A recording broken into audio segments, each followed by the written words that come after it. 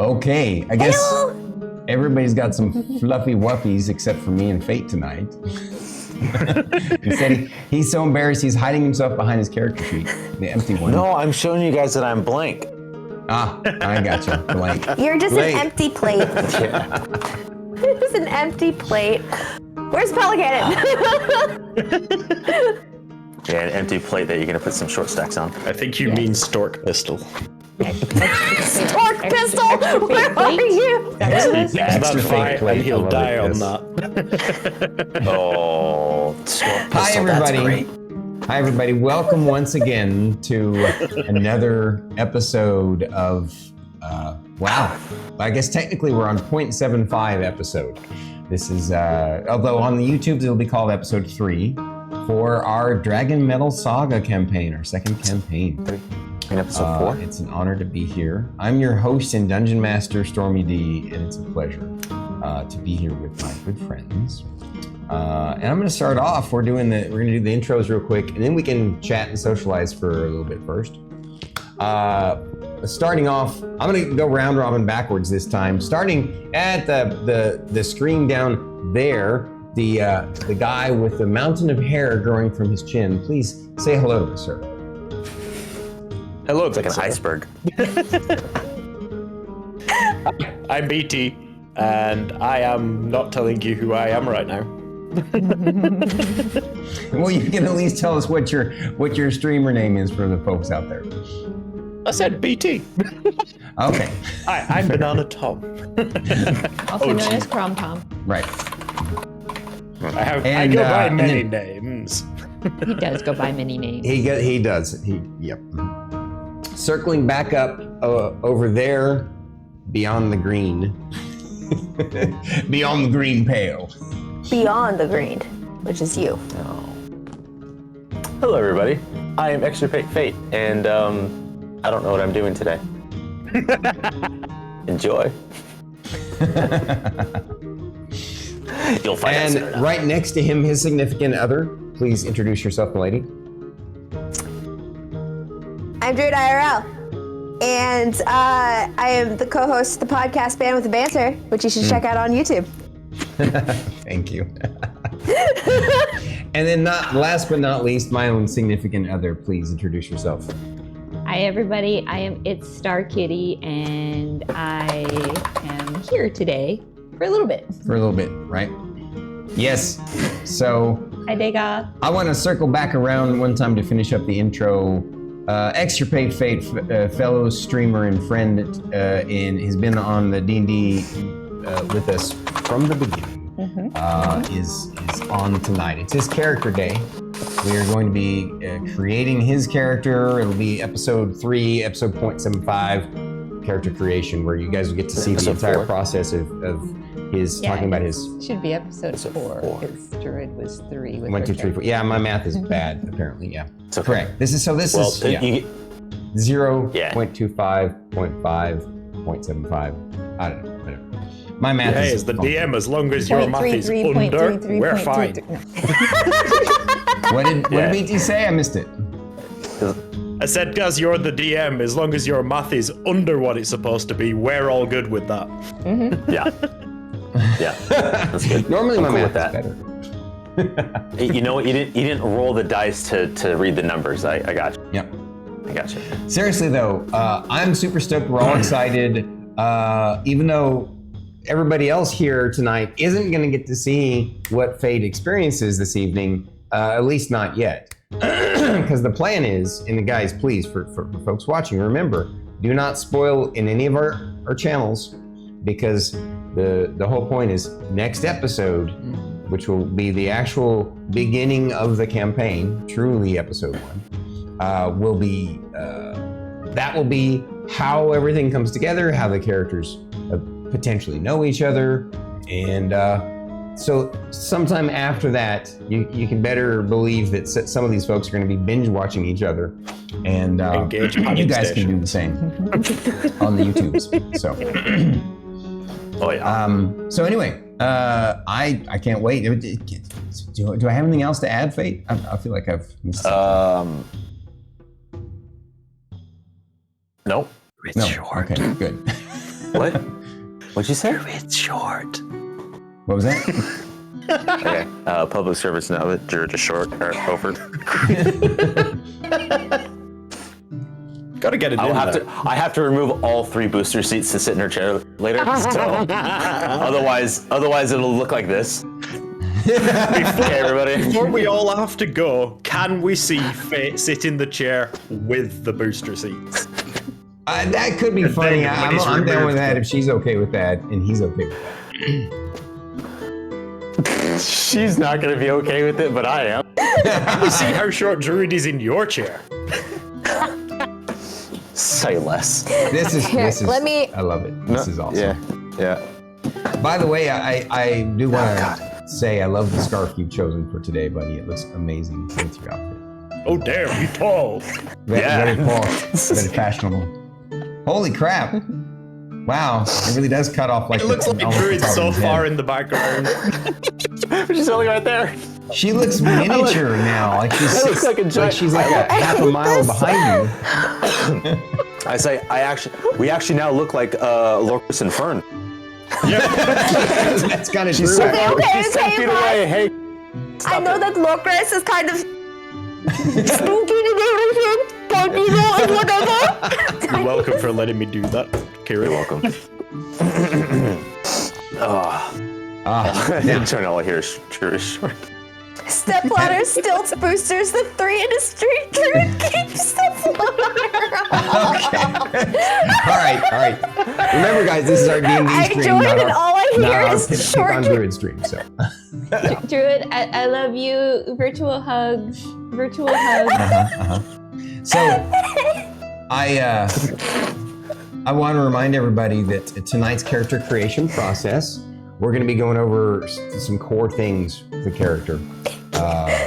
We're going to obviously be working on the class, race, their background, their personality, and their motivation for wanting to be an adventurer in some capacity. And so I'll reiterate that in a little bit. But yeah, that's the gist of it. Dagout's over here, order in the court! That's like trying to wrangle cats. Are you kidding me? That's on Wookiee streams Hang on, on I Friday have a nights, gavel. okay? It's actually some bolts. And that goes about as well. Last night, I have to say, last night was pretty epic. I had a lot of fun, didn't you guys? Druid, Starkitty. Yeah. Druid was having so much fun dancing around. BT was there almost the whole time too. I was impressed, buddy. It was super late for him. 4 a.m. or some shit. Pretty much. But Gotta love Lethal Company weekends, where you know what just I'm about like at anything can weekends. happen. You can dance yourself off a platform Yeah. and die. Yeah. I might have laughed a little bit too loud at that point. I'm pretty sure my neighbors heard it like whatever time it was, 2 o'clock in the morning, just a Wait, laughing at which one? At what? when she danced off the edge. I wish I could have seen that. I really wish I could have seen that. Same, absolutely same. Well, okay. I feel like we're forgetting something. I don't think so. I guess next Next, we week don't will need be to roll this week. the first proper episode where you guys will get to It's see next week. how things start to how the actual story begins, even though this is their individual stories beginning. So going back to last night, if you guys want to know what dance I was doing that sent me off the platform, I was doing Thriller, and it was at that one part where they're shimmying side to side. I shimmied right off. I didn't know the dance could do that. That's awesome. Yeah. Guys that shimmy and then they hop to one side and they shimmy, they hop back to the other side. Yeah, I hopped right off. Awesome. All right. So, for the folks who have to go, is there anything you all want to say tonight? Have fun, Fate. Good luck. Don't die. What did you say, BT? Par for I the said don't course. die. Yeah, par for the course. Starkitty encouraging Druid neutral T. We're not playing Lords of the Fallen tomorrow. I guess That'd be it rolling fits off a cliff, everybody's- dude. Same. everybody's, quiz that they took yesterday. I'm lawful good. Have fun. I'm also lawful good. Chaotic evil. I'm surprised Yep. we didn't get anything chaotic. No. She follows the laws more often than you think. Although she hewed close to neutral good. If you look at where the dot was, it was in the lawful, but it was close to neutral. Yeah. Whereas the line was a dot to me. What was that, BT? Said the line was a dot to me. I was 65% chaotic and 80-odd% evil. Sounds like our Not something you should our be Baldur's Gate admitting playthrough. in the real world, honestly. We still love just you. a We silly game. need balance in this world. You know? Yeah. I'm reasonably nice with you guys. Some of you guys. Because you have no choice. You've been adopted by a bunch of crazy Americans. That's what happens. Yeah. Crazy American sounds like a Russian right now. It sounds like an American oligarch. Whatever. All right, you guys. So, we're gonna just go now. I guess. That needs to retire. No. Yes. Well, I'm ready for that. I will miss you guys this evening. I intend you all have a good time doing Y'all whatever ready you're for doing. this? Are you all ready for this? Okay, All bye. right. So once Bye, again, chat, remember tonight we will have chat on for the whole thing, so feel free to engage with Fate and I while we do it. It's going to be a fun night. And, thank you, Druid, itsStarkitty, and BananaTomOG. Make sure you guys check out their links below and support and drop follows for all three of them, including extirpatefate as well, of course, since it's his night tonight. Okay, bye-bye, guys. Scooch. Goodbye. Bye. Appreciate it. Let me switch to the different screen now. Hang on, before you go. Let me fix it. Is it this one? This one. Yeah. All right, they're flopping. They're swapping. Oh my gosh, she took the booster seats off for me. She's so nice. I know you're trying to linger as long as possible. Silly.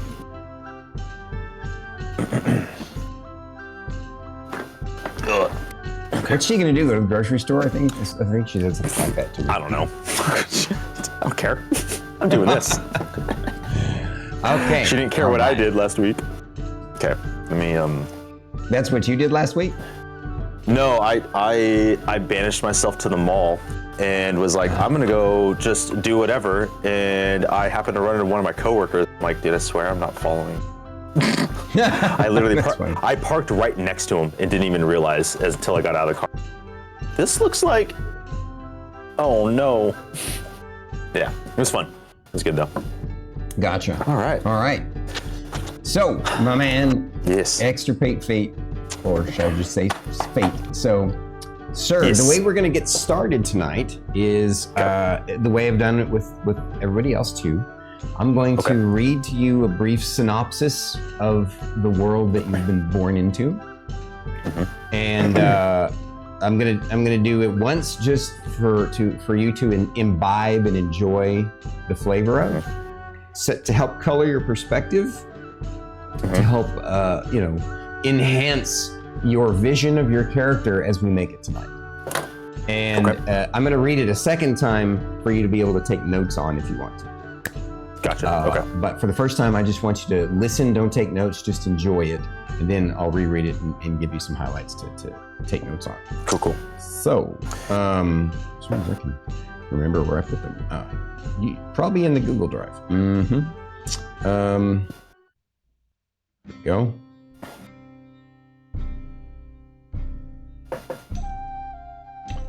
All right.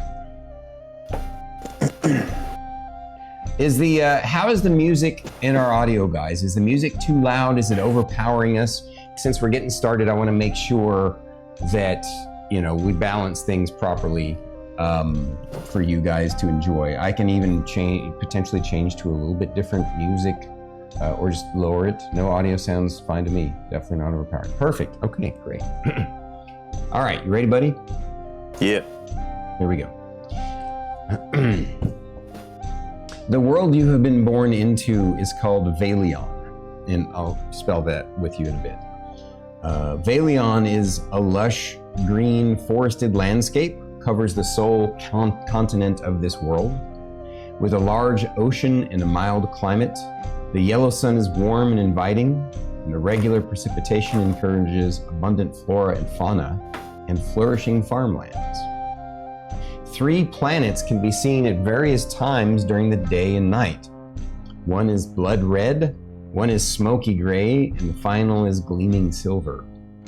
Although there are a smattering of smaller feudal holds, there are 3 primary ruling factions of this European medieval style world.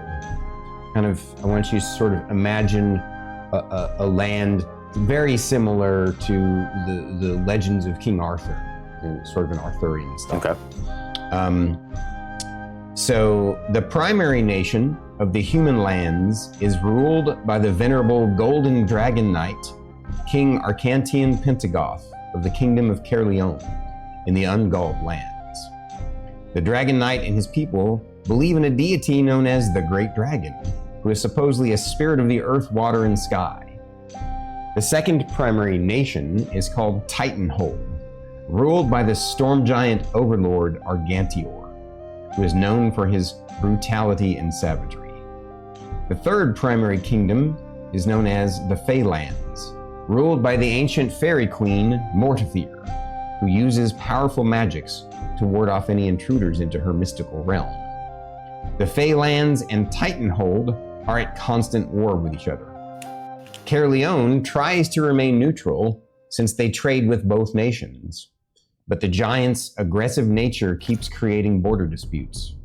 Soon, King Arcantian may be forced to choose a side. This world's economy is based primarily on agriculture, craftsmanship, trade goods, and the mining and development of rare metals. Although you were born into this world 27 years ago, during a conjunction of the planets, you always felt your life was a bit off, as if you should have been born elsewhere. Okay, so I'm going to reread it again one more time, just so you can take some notes and highlight and give you some spellings of stuff, and then I'll answer any questions that you might have if you have any. Valion is spelled Vaeleon. Okay. A lush green forested landscape covers the sole continent of this world. With a large ocean and a mild climate, the yellow sun is warm and inviting, and the regular precipitation encourages abundant flora and fauna and flourishing farmlands. Here's a part you might want to take note of. 3 planets can be seen at various times during the day and night in the sky. One of these planets is blood red. One is smoky gray. And the final is gleaming silver.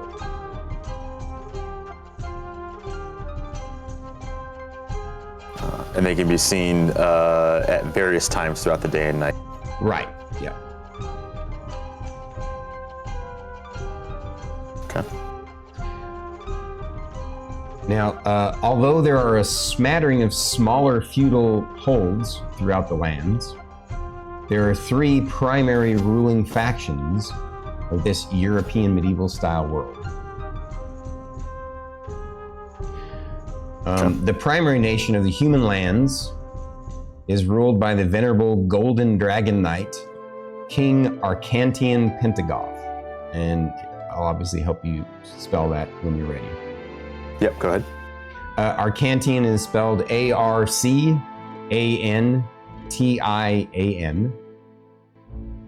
And Pentagoth is Pentagoth. Okay.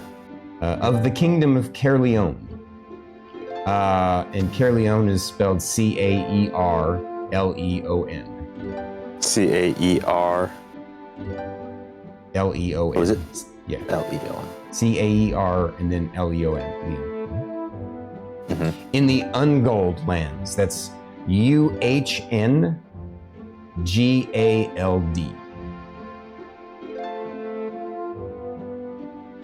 Okay. The Dragon Knight and his people believe in a deity known as the Great Dragon, who is supposedly a spirit of the earth, water, and sky. Obviously, you can take a mental note of that, I think. The second primary nation... Oh, sorry. Pentagoth, he's Draconian? So, no, King Arcantian Pentagoth, he's called the Golden Dragon Knight, but he's human. Okay.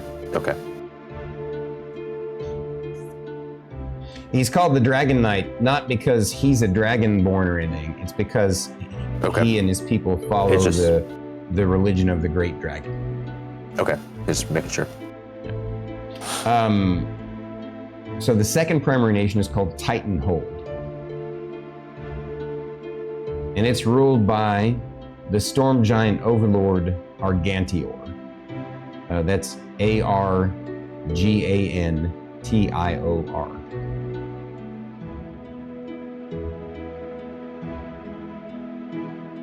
Okay. And he's known for his brutality and savagery. The third primary kingdom is known as the Faelands. F-A-E, and then lands.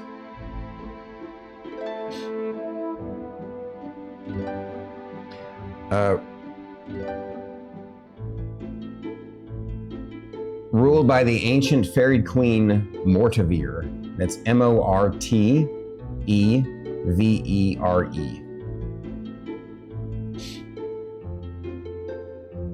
She uses powerful magics to ward off any intruders into her mystical realm.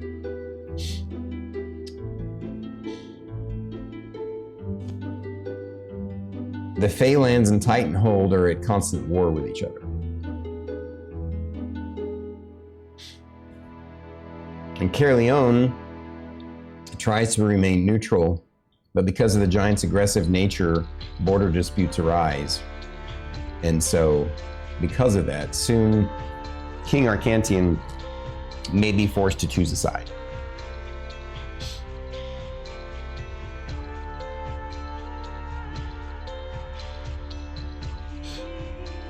And then finally, this world's economy is based primarily on agriculture, craftsmanship, trade goods, and the mining and development of rare metals.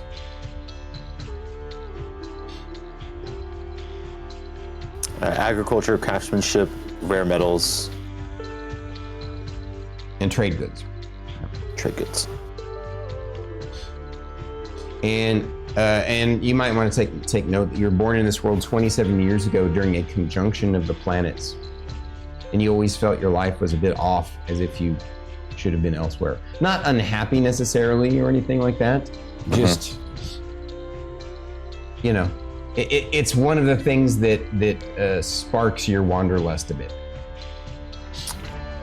During the conjunction of... Sorry.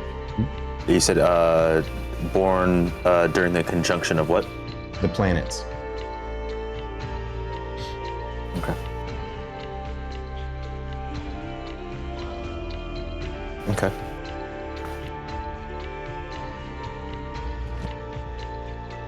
Okay.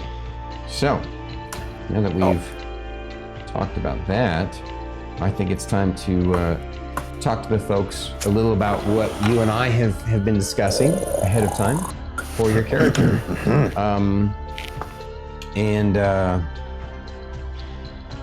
You know, of course, after we go through the process, I want you to help me remember that I want to cover everything. Obviously, we're going to be doing the you know, your class, your race, your aesthetics, your personality, your motivation for, you know, potentially wanting to adventure or learn in the world, whatever.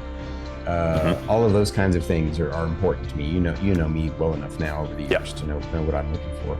And and I'm glad that you and I have touched base and talked about a lot of this ahead of time so that we can, you know, understand where we're coming from.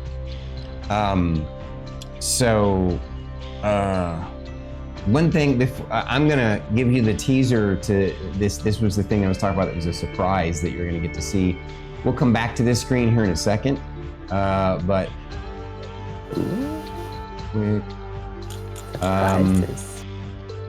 actually get to build your character live on screen for people. you can see. Oh, sweet.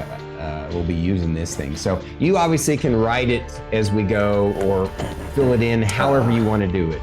In the end, it's up to you. Okay. I mean, this part is for me, right? Because they're going to see this happen on screen. And then for your stuff, you can write it down or put it in your, however you want to handle it, if that makes sense. Oh, yep. Thank you for reminding me. Oops. I knew there was something I was forgetting. A little scuff tonight. Where is it? What's up, Rusty? Heyo. Rusty, hello. All right, let me move that around.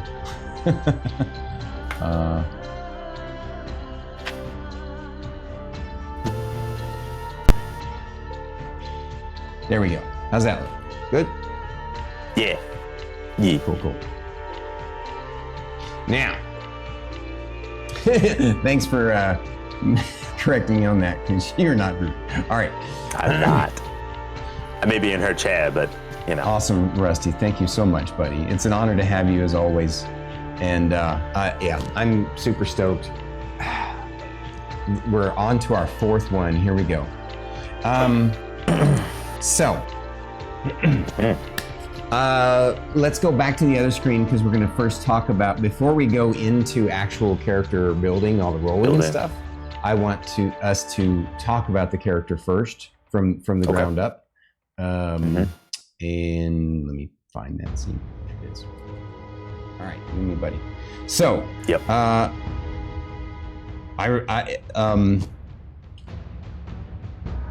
correct me if I'm wrong in my memory of things, but I'm confident that you want to build a wizard, but a unique kind of wizard, not your typical, Gandalf, old gray wizard dude.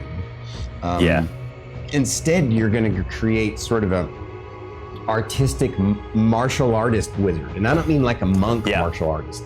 Like you have an innate creativity with your magic that it creates almost a martial art out of magic.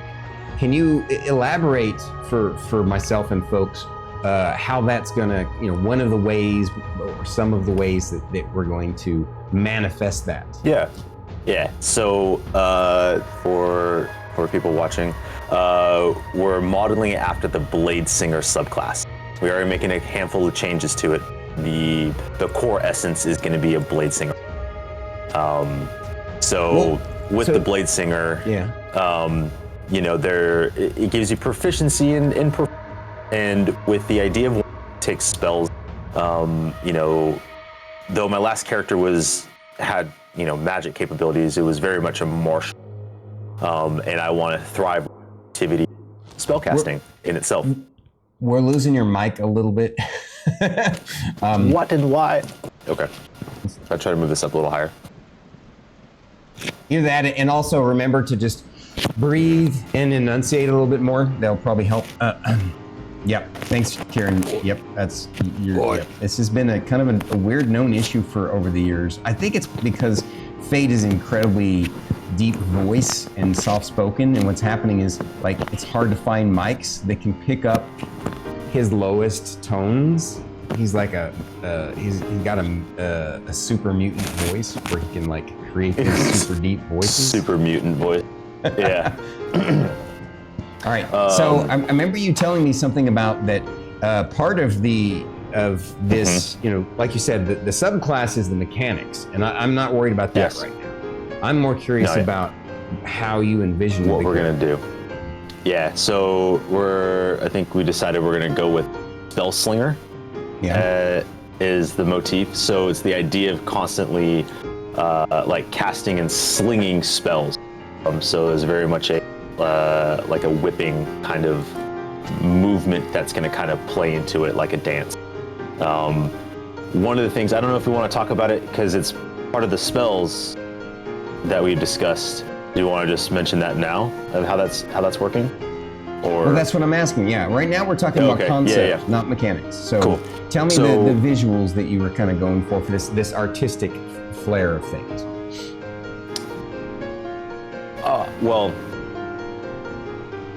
I mean, it's just going to tie directly into that spell. It's kind of like the launching. So. Yeah, speak up a little bit, remember? So. Okay. So want to utilize the spell Catapult in rather unique ways. And Wow. going to be launching darts. What is going on? Do we keep losing the audio? Yes. Okay. Oh, I'm gonna check something. Give me a second. Okay.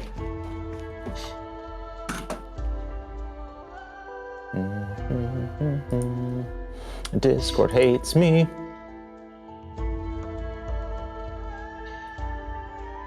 Okay. So while you're working out that audio, I'll kind of I'll spearhead this and talk to the folks about go ahead. The vision that I have from what you described to me. Part of it, you're at the beginning, at the early stages, you want to utilize the catapult spell in unique and interesting ways. But that's only one part of the way you want to eventually be creative with your spells, right? You're envisioning a concept where the spells that you cast, whether it be like a magic missile or the catapult, they cast with a martial flourish, as if you're zinging them at the enemy, and you're and just sort of like, for example, you created a really clever idea for the catapult spell, because normally the catapult spell, you're not supposed to use stuff that is worn or carried.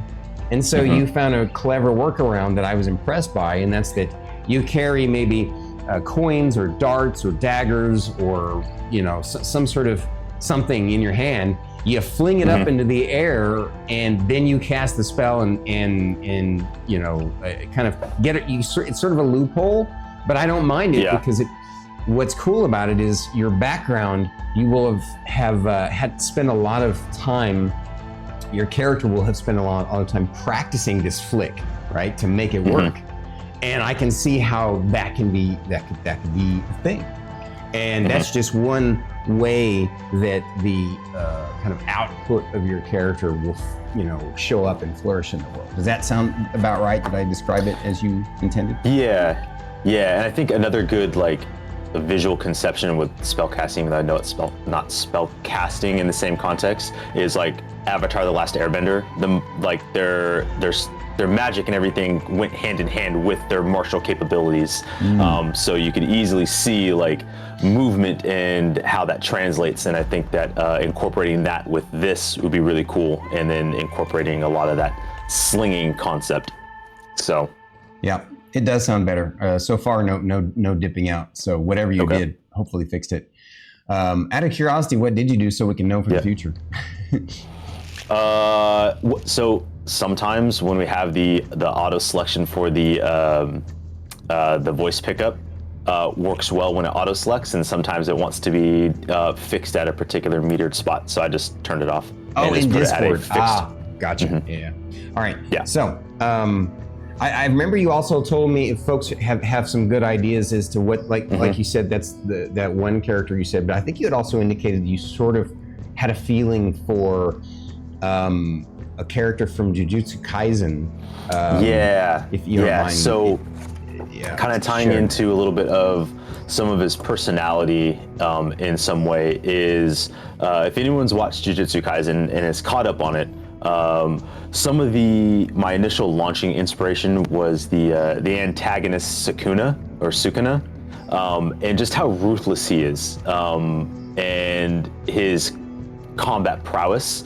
Not looking to make a ruthless character that's an antagonist, but that mentality of being ruthless towards your enemies was something that I felt would be an interesting kind of fit for a wizard that is kind of presenting in a martial way, because a lot of Jujutsu Kaisen has a lot of martial artists, like martial arts and magic, and I thought it would be a really interesting way, how could I emulate that here in D&D and a tabletop. So that was kind of my initial launch point.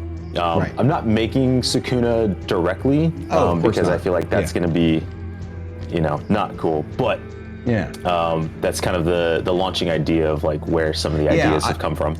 for folks out there, I actually respect when a player is inspired by a character. Now, obviously, there's some players that take it too far and they want to make an exact duplicate, and I know that was never your intent.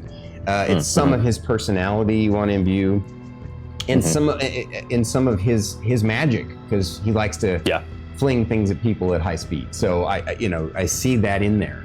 And if I remember correctly, in our discussions, you had also just shared that the other kind of quality about him that you want to imbue in your character is that confidence, because your character is just very confident in his magic skills. Yeah, so almost to the point of arrogant, right? But not 100% yet. And that's where he is now. That may change as things get go along. But have this arrogant prowess about him, where he is almost overly confident in some of his abilities. Think of like Fern in a lot of ways, and she was overly confident, but like him truly feeling that and acting more in action than in words, unlike Fern. Gotcha. Fern just ran her mouth. He's just gonna shoot first and be like, oh, okay, this is where we're at. Perfect. I love it. Okay. Yeah. Can you tell me how you envision him to look? What does he look like? So I was thinking like, I actually want a character that has hair this time, rather than be bald. Sure. So I was kind of thinking, actually similar hair length to what you have, and doing like that kind of half up, half down, like with a little messy bun, darker hair, kind of going like this. What I'm wearing today, aside from this underlayer, is kind of like, it's gonna have just a little pop of color that goes along with it. So with the red and the blues, has like the like a cardigan shawl. I was thinking like a sleeveless one, a plain tunic, baggy kind of like the harem style pants with the wide leather belt. Just kind of unassuming. Okay. Very much like you could be a wizard, you could be a monk, you could be a commoner, not super. Yeah, but you got me excited about something. I'm gonna jump the gun for a second. Yeah. Okay. And continue and finish what you're saying though. One of the things that I've been playing around with, and I'm not 100% sold on yet. I was actually thinking of like having almost like hands just wrapped. Almost like you would imagine a monk would have their hands wrapped like to their fingers, just kind of like starting off, and same kind of bit down on the legs, and having like really thin, lightweight kind of stuff. I mean, it's gonna be a wizard. He's gonna be interesting. Yeah. I don't see how that doesn't necessarily fit the medieval European world that you're in. So it's not. I'm fine with that flourish. I will say that you got me excited because, and I'm going to do something that I haven't done with the other folks who've done the character creation before. I'm going to jump ahead to one thing. Normally, I would jump in, after we've worked out all the character background and stuff. I would and created the character on sheet. That's when we go to the miniature. The minis. But I think I think I found one. I think I know one. I'm going to show you all the ones that I think would work for your character. Okay. But I think one in particular sounds almost exactly what you're talking about. Got it. Yeah. So there's one. By the way, just so that we can avoid spoilers for folks, there's one thing that you and I talked about for your character that I don't want to talk about in the character creation process. Okay. Can you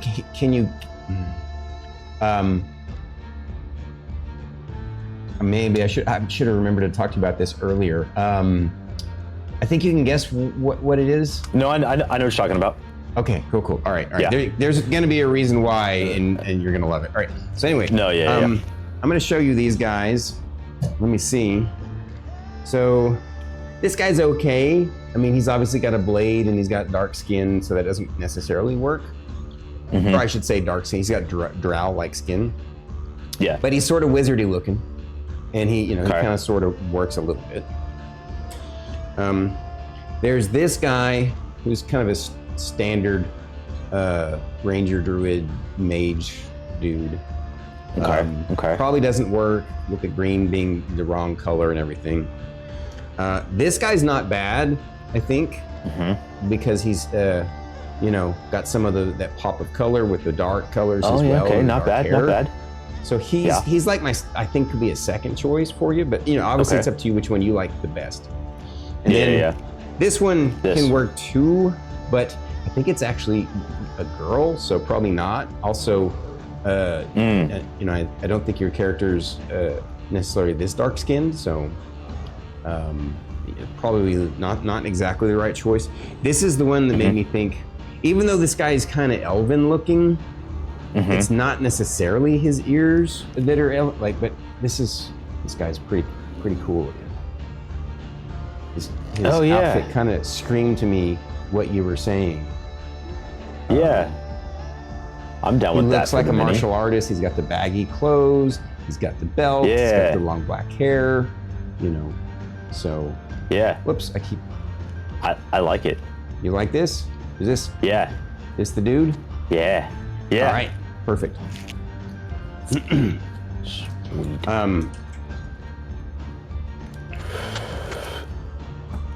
Now. Yeah. So, now that we've gotten there, we figured out he's going to be a wizard, and I think you indicated he's going to be human, and I think I spoiled that already. But isn't that right? No, that's okay. Yeah. Okay. Yeah. Gonna go variant human. Yeah, and we had also discussed exactly, Rusty, just more with some slightly larger ears. Hey, that's okay. I think you and I had discussed that we. Wow, I lost track what I was talking about. What feat I'm taking? Oh yeah. As a human, I wanted to. I'm not a big fan of the 5th edition human base because it's just so weak. Plus, in my character creation for this campaign, we're doing ability scores a little bit different. For most of the character races, the way the ability scores work is you get bonuses based upon your race into particular things. This time I'm not doing that. Instead, I'm doing a fairly aggressive roll, and I'm going to be giving you 2 points to spend however you want to. And so because of that kind of, by you picking a human, you don't get a lot of abilities, and because everybody is getting the 2 points to spend, then you kind of get shafted. So what we're doing is we're going to use the variant human, which gives you an extra skill proficiency, I believe, and a feat starting at level 1, right? And I think I had indicated to you that I was also going to give you an additional one of your skills you can pick as an expertise. Correct? Okay. Right. Okay. And because you're losing the ability score thing, right? I feel like that's one way to sort of balance it. Normally a human gets one for all of their ability scores, but since we're not doing that, we needed to balance it somehow. Yeah, I mean it's very similar. If I remember correctly with what we're gonna do, being able to put 2 points kind of wherever. The only real difference between that and what the variant human has is the variant human puts 1 point into any 2. So it's kind of like, it's already similar as is, but it's gonna be a little bit nicer because you could double up on something if I want to. Yeah, exactly. But I did that for all the characters, just to be clear. Yeah, that was kind of my new way of doing characters. But since all the other character races get like dark vision or special cantrips or special can't be slept, all kinds of stuff, you're not getting much of anything. I feel like the best way I can balance it is to give you that feat at first level, an extra skill proficiency, and an expertise. So to be clear, the way I did the character creation for everybody else, your class is going to give you 3 skill proficiencies. Your background is going to give you 2 skill proficiencies. And then because you are a human, you're going to get a skill proficiency. And on top of that, and then of course you're going to get to pick one of your skill proficiencies to be an expertise. Okay. So cool. All right, now we got that figured out. We got his aesthetic, we got his race, we got his character class. Now I want to hear, and we've talked about sort of a little bit about his personality. You said he wanted him to be a little bit arrogant because he's very, he knows how skilled he is. Some of his magic is self-taught, so that's one of the reasons why he's arrogant, even though he doesn't know a lot of magic. Tell me a little bit more about his personality, besides the fact that he, you shared, he has that artistic flair. He likes to, be creative with his spells. Why is that? Where does that come from, you think? So I think that's going to kind of come into a little bit on like some of his background with his parents that we were talking about. I know that we had discussed some things and motivations as to why he would kind of go off adventuring. And we kind of discussed a little bit about, like mom and dad weren't really anybody special. They were, for the most part, commoners. And I had thought about something slightly different from what we had originally discussed. I was thinking, in just a subtle little thing, like what if not necessarily being gypsies, but like having that mentality. Like mom was a dancer. Mom was like a entertainer, so I justify the elegance that he has and the performance aspect of what he's doing. I like it. And then kind of like dad either being like a tinkerer, but knew how to scrap. So I kind of learned some little fighting from dad, not a whole lot, but then kind of mixing the two kind of paints a picture of like who I am and understanding like what my parents are. And then taking some, So can I touch on that? I really liked your idea before of having your father be an artisan of some kind, a metallurgist, I think is what we discussed. Or like a tinkerer or a smith. Well, yeah, a smith and tinker. Like being a tinker is for sure, because I think you had said something about he liked to focus on a particular kind of metallurgy, smithing that isn't very popular, but he had his own kind of artistic flair.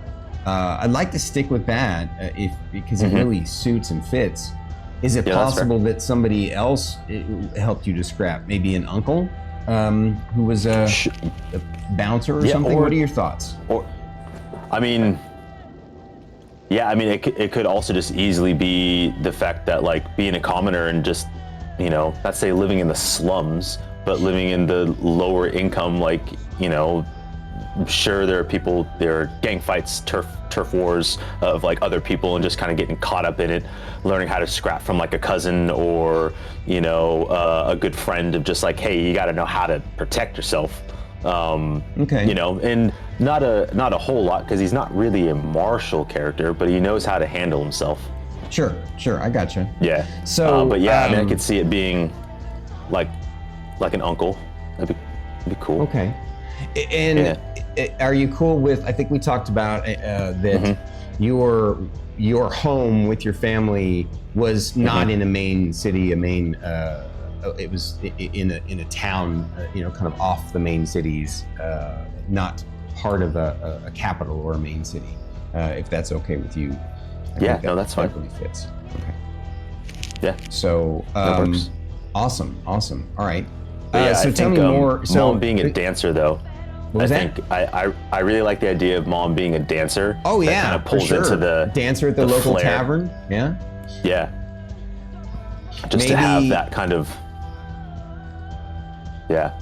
Maybe your that's how your dad met your mom. Maybe for a while she was a traveling dancer, but then they met, and then she decided to retire from entertain, or not retire, but to settle down into one place as an entertainer at a tavern that really liked her, and she liked being there.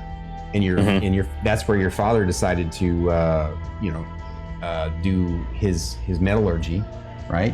And what do you think about that? Does that work? Yeah, that works. Okay. Cool. I know we're not going with a tragic backstory, so Oh no, that's good. At least to start. I like that we're starting your character off with it's an unconventional background because it doesn't have any kind of tragic elements Now, of course, who knows what will happen with your origin story? That things. But ultimately, I like this background, and it's really cool. Maybe because she at one time was a traveling troubadour dancer, right? Is another one of the reasons why you have a little bit of wanderlust in you, because the Mom has stories traveled. that she told and stuff. Yeah.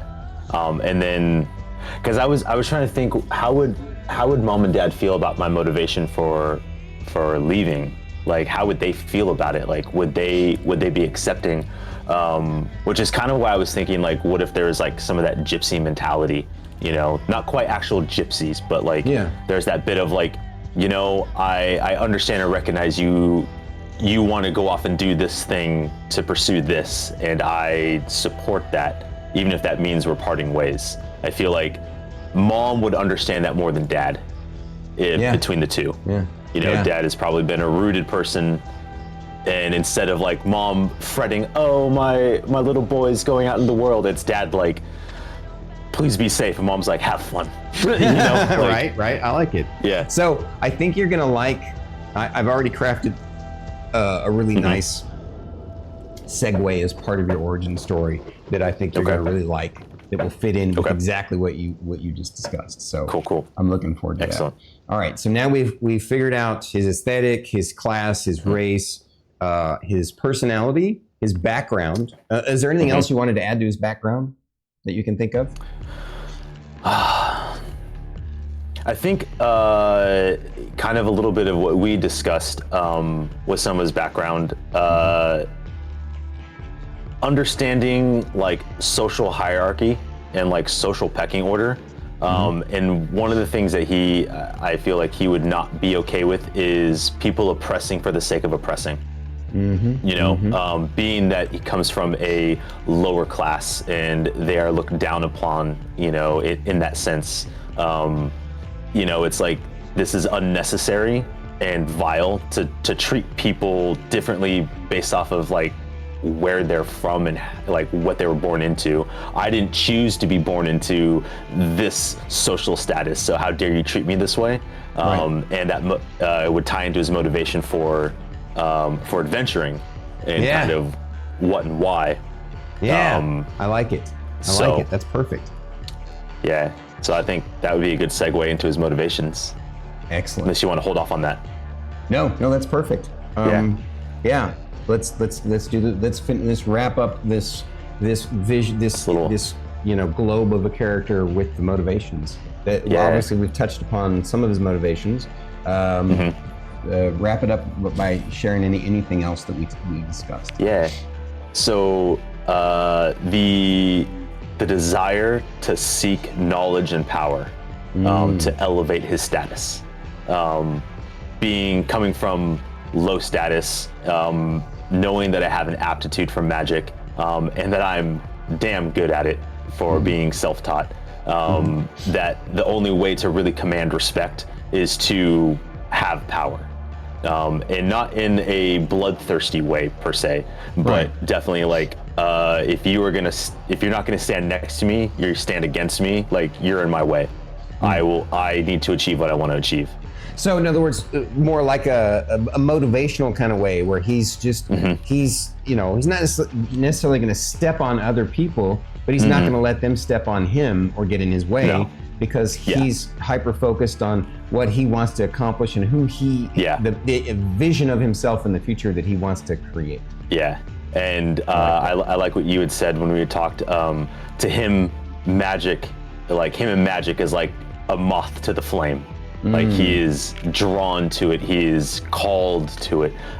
So the constant search for new magic or even just new understanding. And it may not even be that I learn a new spell, but I understand a way how to use this spell differently, amongst others, is highly valuable.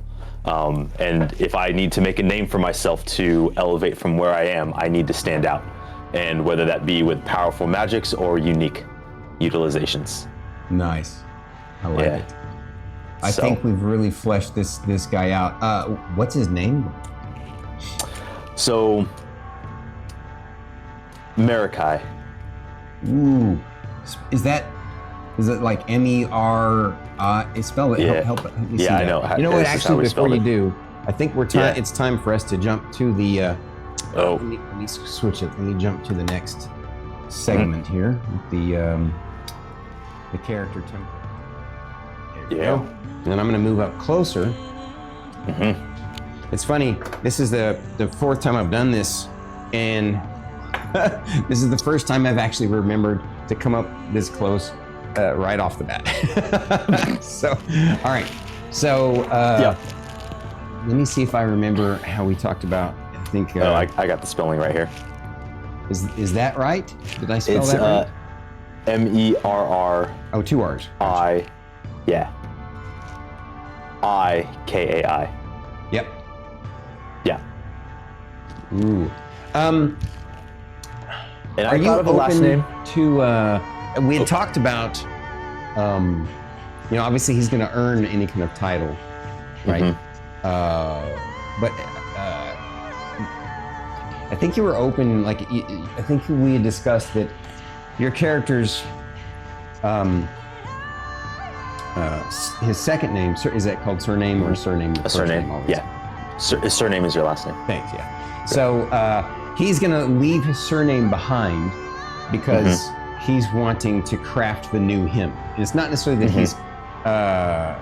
Again, this is what you and I had discussed and what you shared. Yeah. With me, to make sure that I'm correct and right. So you're it's not that he is ashamed of his surname. It's simply that he wants to create his own destiny and put his name forward, that he wants to create his own legacy, if that makes sense. Is it okay if, since that's the case, we don't necessarily have to write it here, we can actually put it like as a note elsewhere. Is it okay if his last name is Greenfield? You know what's funny? I was thinking Holloway.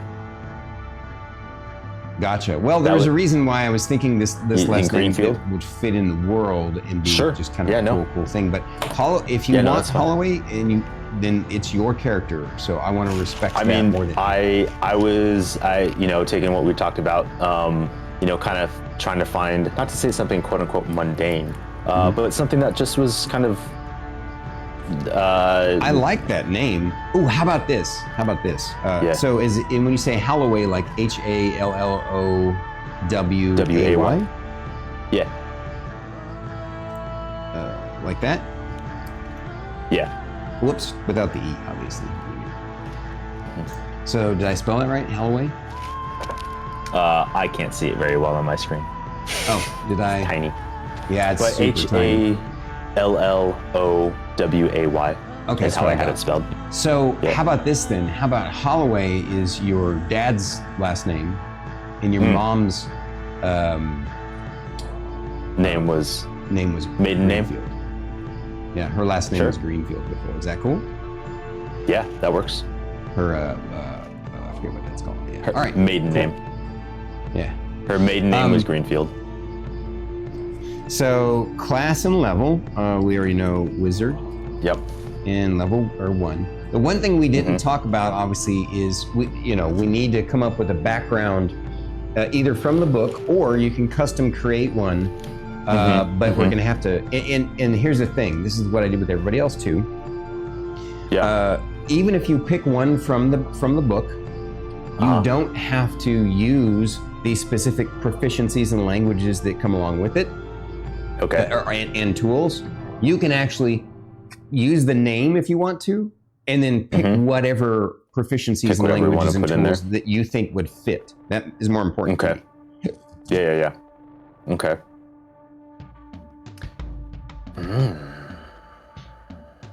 Had you thought about which background you wanted to pick? And we can call it something else. It doesn't have to be something from the book. Yeah. I mean, just from what I had, just kind of, I feel would make the most sense with him wanting to go would have been like a sage. But I don't quite know if that fits now. No, it doesn't. No.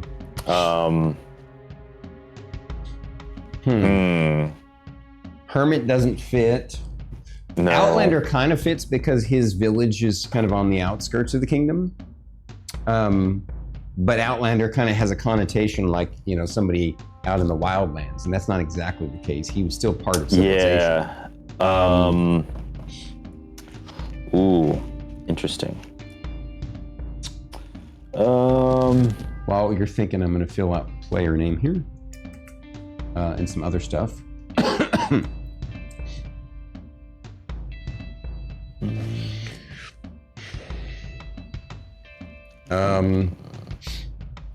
I mean, there's a part of me that feels like charlatan might work. No, a charlatan. But no, you're right. Never mind. Maybe.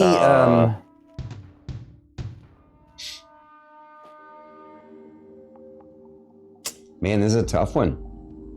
I feel like urchin just seems too not it, and it's the sleight of hand and stealth, which I mean, it wouldn't be opposed to, but it doesn't fit the core of him. No, it doesn't. In my opinion. Thinking about his background, right? His mom was a dancer. His dad is a metallurgist, smithy, and he grew up in the village. Obviously, he would spend a lot of time on his own. Taught himself magic. Taught himself unique. Because he taught himself magic, he ended up teaching himself strange and unusual ways to do magic. Right. That's what comes from his artistic flair. Let's make up one of our own. Let's call it. How about? Let's see. Magic artist. Okay. And then what we'll do is we'll pick skill proficiencies and tools and language that fit that kind of that what we've created, but and his background in general. That makes sense? Sure. So you know me, I'm not a big fan philosophically of alignment in D&D, but I don't mind using it as sort of a core. It's like the compass that that you are guided by internally. So what's the sort of base core alignment we think for this guy?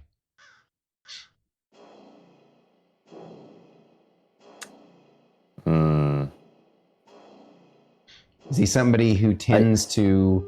I mean, it seems to me that he would follow the law, but also when he sees, because he's a commoner and was put upon, would he tend more towards chaos or neutrality in that regard? I kind of feel like I would lean more towards chaos, don't you? Probably more like chaotic neutral. Like I'm not. But that's a bit too kind of I'm crazy, I'll do whatever I want kind of thing. Maybe chaotic good, because he's not out to hurt other people. He's not going to necessarily go out his way to help them, but.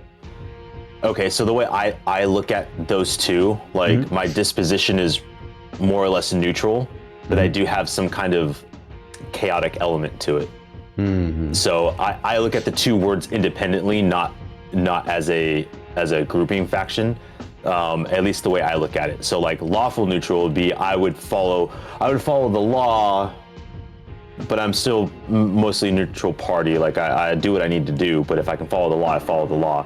Whereas chaotic neutral arguably would be I'm pretty neutral, but yet there's a little bit of a wisp of I agree, and that's 100%. where like his and arrogance honestly, comes the way in. I view the universe is I feel like all of us really truly are true neutral. Obviously most average human beings hew towards trying to, they don't want to hurt others, they don't want to go, but philosophically, really we're all bumbling our way in the dark in this world together, whether it's in a fantasy world or the real world. And we do our best to be good people. There are times when we might be a bad person. There are times when we might be an extra good person. Anyway, I don't want to get off on a long philosophical tangent. Let's just how about just true neutral? I think he could. I think that fits. That makes sense. Okay. Whoops. There we go. And that's definitely something that where he is now. things may change in terms of his I will say like, this, that a lot disposition. of folks, sorry to interrupt you, a lot of folks think of true neutral as being wishy-washy or not decided or whatever. I've never viewed true neutral that way. I see it more as you're philosophically open to possibilities, that that you see the balance in the universe, right? And you also see that there is chaos in the universe as well, and you basically you ride the wave, and you I feel like he's the kind of person who would ride the wave, Yeah, definitely with that arrogance about him. He's like, well, if this is what I got to do to get where I need to go, then you leave me no choice. May not be thrilled about it, but but then at the same time, if there's a way around it, like let's do what we got to do. Exactly. So now we're going to go ahead and jump to the role part of the character creation. Is it okay if like he sometimes goes by the nickname Merrick? I think we talked about that a little bit. Yeah, Merrick is perfect. I imagine he would probably prefer to go by Merrick.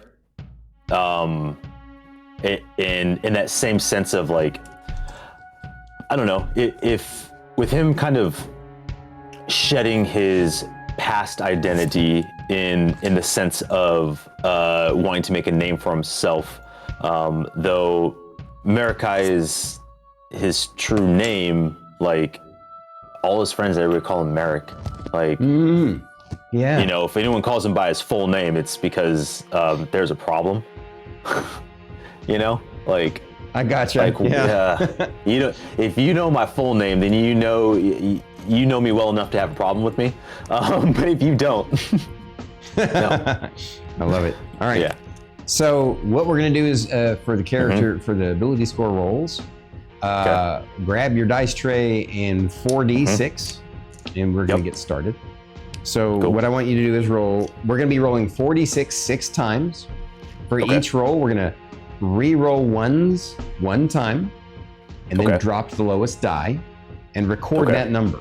And we're gonna do that 6 times, and then we're gonna do that for 2 sets. We're gonna do 1 set and then another set. So cool. First one, starting with a banger. Jeez.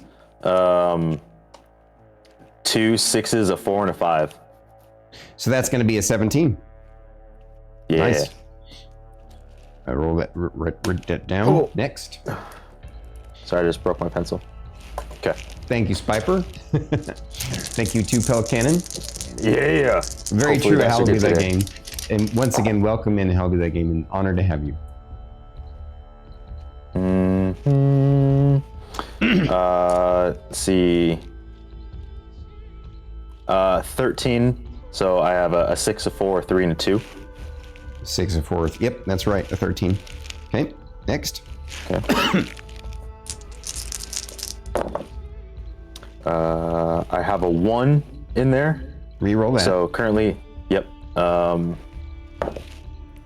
perfect. Oh, that's another 13. 2 3s, a 4, and a 6. Yep.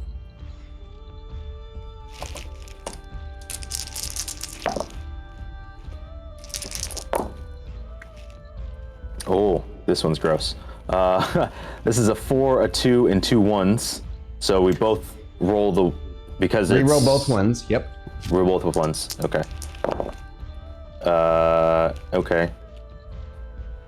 I rolled another 1 on that one. So a 5, 4, and a 2, so 11. Yep.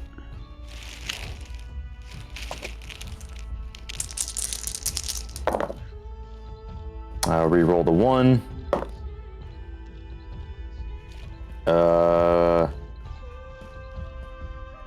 2 5s, a 3, and a 2. So another 13. Jesus. Lucky 13, baby. Mm-hmm. That's 5. So 1 more. Yep, 1 more. Reroll the 1. That works. Oh, that's not a bad roll. 2 2 6s, a 3, and a 2, so 15. Yep. All right. So you know me. What I like to do is when you show them all on the line, you add up the second number, and that kind of gives you a gauge as to how good the roll was. So that's going to be 10, 16, 21, 22. 22 is kind of average. It's not bad. Let's do another set. Okay. Okay. Reroll that one. That's gross. Okay. Let's see. 6, 5, 3, and a 2. So 14. 14.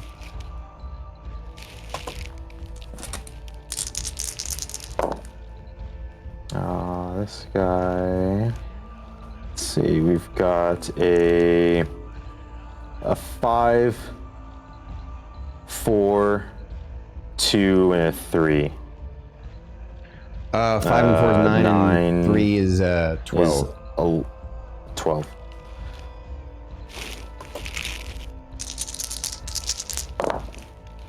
All right. Well, this one's not bad. I've got a 2 6s, a 5, and a 2. 17. Nice.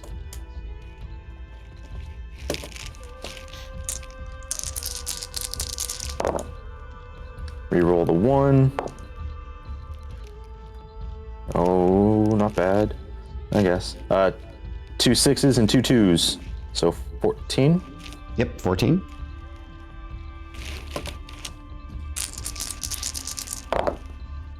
Reroll the 1. Man, this dice likes 1s today. You can fire it for now if you want.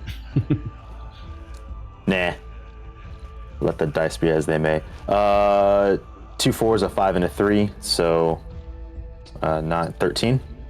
5 and 4 is a 9, and 3 is a 12, actually, I think, right? So 2 4s, a 5, and a 3, so 8 So plus yeah, 5, 5 is and 4 13. is a 9. Oh, 9 plus 4. Yeah, you're right. Yeah. 9 and 4 is 13. a 13, yeah. Yeah. Okay. And last one. Reroll the 1. Oh, nice. And 2, a 6. 2 6s, a 4, and a 2. Not bad. So 16. your last one was a 16. So Yeah. that's definitely going to be the better of 2. Let's do the math Yep. here. Let's see. 10 and 10 is 26. So obviously we're going to be choosing that second set, scratching the first Yeah. set. All right. sure. Well done.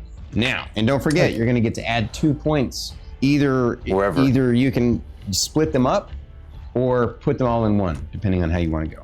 Okay. Okay. Okay. Let's start off with, as a wizard, we all know you need to have juicy intelligence, right? Yeah.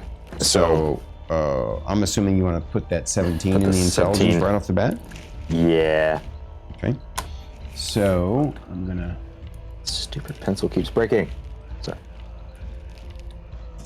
Okay. I'm not used to writing with pencils anymore. All I do is write with pen. Good question, Pelican. And he's going to be working on. We're going to create a variant of the spell Blade Singer. or the Blade Singer. Blade That Singer. we're going to call the Spell Slinger. Bell Slinger. Yeah, and refresh my memory what we talked about. What was the main change that we made to it? That's going to be coming into, well, some of it plays into what you don't want to talk about yet.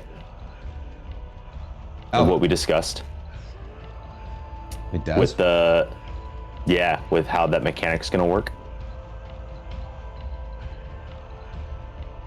Okay.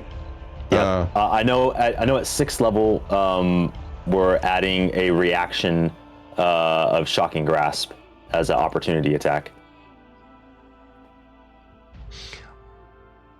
Was it Shocking Grasp, or was it that you could actually just do a Or a cantrip? touch. Or a touch, a melee touch spell? Melee touch. Yeah. As Which a will reaction, mostly be right, Shocking yeah. Grasp. Okay, yeah. I forgot what the mechanics of the Blade Singer are, but I think it's that at a certain level you get to, you have on your attack action, you can make an attack and yeah. cast a cantrip, right? Yeah. I think that's what you kind of did because you get the extra attack. And I believe it gives you the ability to cast a cantrip as part of that extra attack. I think that's already kind of baked in. Yeah. But I know it was the touch spell reaction at level 6 is what we're right. That part was bit. the part that I was going to add, make it a little bit juicier. I thought, yeah. At at 6th level, will be able to, as a reaction, do a like for an opportunity attack, you can do a melee touch attack. I think is what we came up with, right? Yeah. Okay. Yes. Okay. So anyway, let's get back to the ability scores. So we've placed the 17. Where do we want to place the 16? The 16. And of course, so think ahead kind of where you want to place the 2 points you have. No, exactly. So okay, part of me wants to go Dex because I would like to have a higher AC. Of course. At the same time, being the ability to add 2 points, I could effectively have 2 16s if I put my Dex at 14. And then the other one I would look at would be Constitution because I'm squishy, and then it also increases the con save for any concentration spells. So I can see the argument of putting con at 16 out the gate, 14 in Dex, and adding 2 to Dex. I'm confused now, but Well, so if I can add 2 points anywhere, yeah, right? Making my dexterity 14 and adding the 2 points to dexterity to bring it to a 16. And so are you like Constitution at 16. planning ahead where when you get an ability score increase, you can put 1 into the 17 and 1 into the 13 to get rid of them as odds? No. The 2 points that I get to add. So I was gonna, you can either do that now or in the future at 4th level when you get either a feat or a ability score increase, right? You could actually use those 2 points from the ability score increase to make 2 odd numbers into evens, which would help you in 2 different things. So that's why I'm not saying you have to do that now, but just kind of planning ahead, it might be worth it to do that. Because or use those 2 points now to get rid of those as odd numbered ability scores. That's what, I mean, it seems like that might be the best way to go. This is what I would suggest. It's up to you, obviously. No, if you wanted to have dexterity be decent, put the 16 into dex. So I can put it there. We're just putting it there for now. I can obviously change it. And then we could take, obviously as a strength is probably going to be your one you least care about. My dump. Yeah. So we will put the 12 there. And then for Constitution, we put the 14 in your con.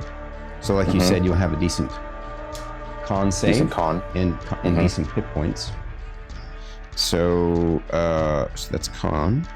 And then now what we can do is we can take and put the 13 into charisma. Well, yeah, that could work. Either way, put the 13 in charisma. Because my idea is that we put one of the 2 points into that. But so that's charisma. Oh, to round it off. Yeah. And then finally, for wisdom, we put that last 14 there. Okay. And then so now my thinking is that to really maximize yourself as a wizard, you'll put the 17 up to an 18 with one of your 2 points. Whoops. Yeah. That would be a boss level creature. Look at that, 118. That'd be great. All right. And then put the charisma up to 14. Oh, so everything rounds itself. It's not an overhang. I see what you're saying.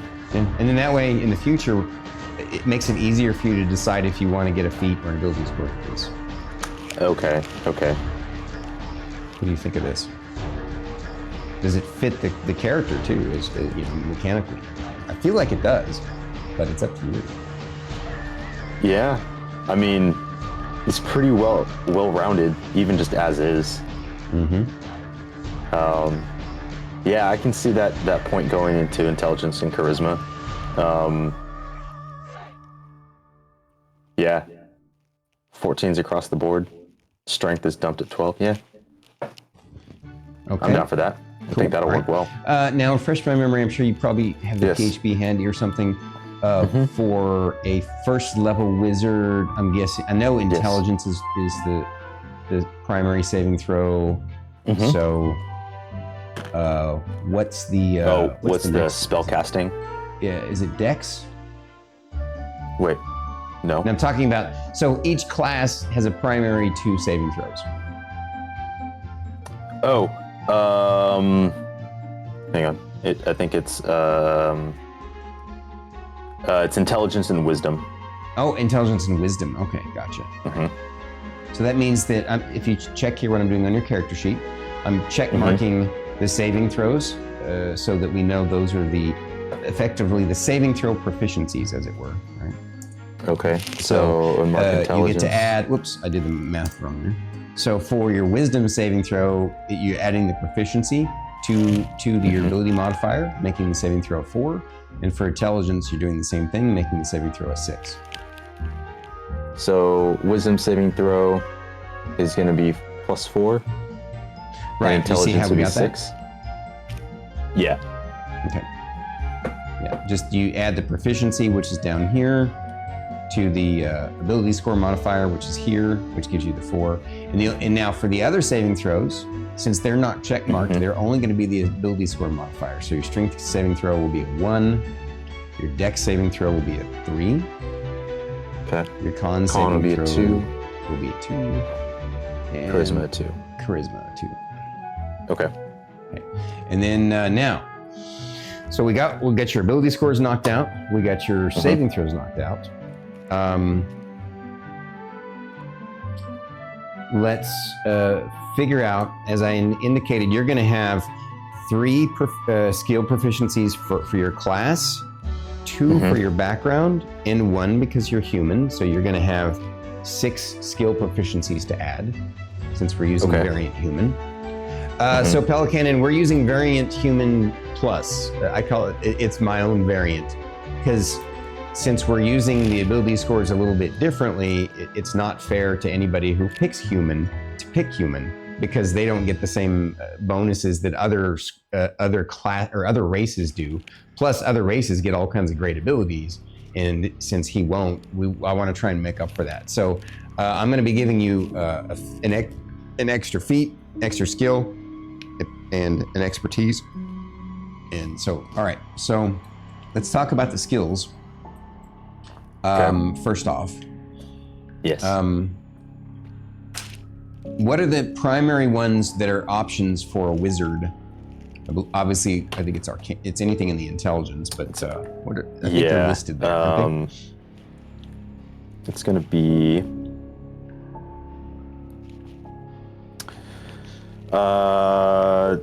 Arcana, History, Insight, Investigation, Medicine, and Religion. Gotcha. Okay. Obviously, we know your character wants Arcana, right? Yes. You're self-taught, so it makes sense that you would. So put the little dot next to Arcana, and so that's going to bump you up to a 6 in that one. And now it's possible that we want to end up making that one the expertise. Maybe not. It'll be up to you. Maybe not. I don't know. So we've already picked one of the 6. What do you think is next? So, what fits for your character? I mean, he would have, because he figured out stuff on his own, he'd want to be good at investigation, right? Yeah. Okay. That would make sense. Awesome.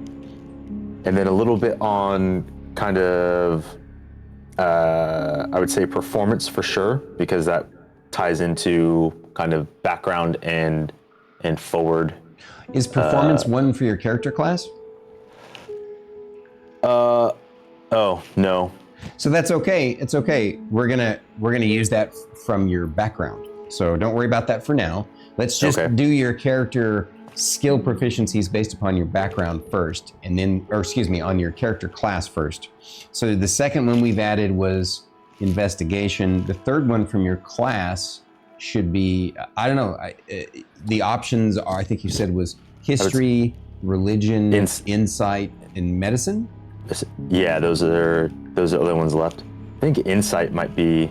I agree. I think insight makes sense. Your character has a unique insight into people based upon the way your parents raised you, you know? Okay. So that we've done the 3 for your class. Now we need to do 2 for your background. I think if you want to put one in performance because it fits your background, I think that's cool. So we check mark that and make that a 4, right? Okay. So that's one of your background ones. I could also see, so if we're doing magic artist, I can see like possibly an athletics or an acrobatics due to the I would say movement. acrobatics more than athletics, but I mean, that would come from your mom just like the performance would. Would you like to have something come from your dad though? I mean, obviously the tool proficiency will come from your dad. We'll give you smithing tools because that's going to fit, right? Okay. So, but it's okay if the skills both come from your mom. You want to do acrobatics? So we got 2 left. Yeah. I think acrobatics would fit. All right, acrobatics it is. That's going to put you at a 5 for that one, right? So make sure you double check, look at my screen and see if you've put dots next to everything that I have so that we're on the same page. Okay, yeah, 1 second. Okay. All right. You okay? Sorry. Yeah, it's gross.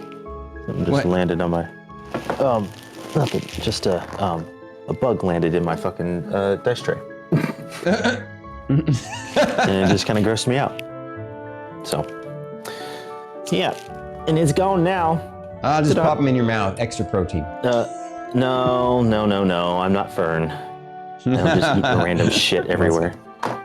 Oh, it's good protein. No, it's not. Pelican says bug rolled a nat 1 on living. Yeah.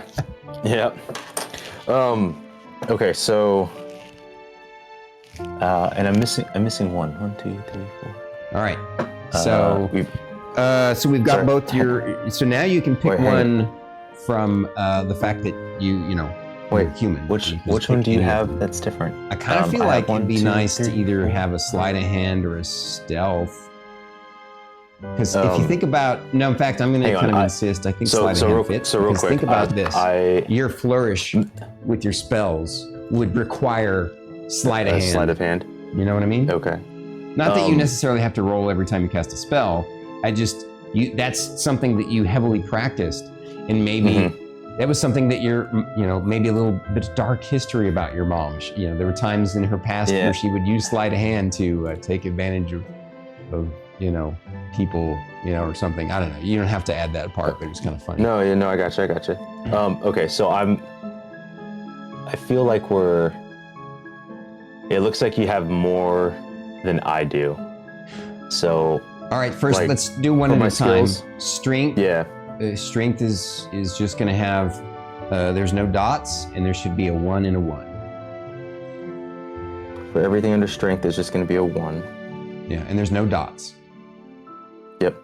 Okay. Going to dexterity. There should be a dot next to acrobatics and a dot next to sleight of hand. Yes. Saving throw should be 3. Stealth should be 3. Acrobatics is a 5. Sleight of hands is a 5. Yes? Okay. Acrobatics 5. Sleight of hand 5. Yep. Don't forget to speak up and talk to the mic because we can barely hear you. Sorry. Yeah. That's right. Yeah. Now on to con. It's just a saving throw, and it has no dot, and it's just a 2.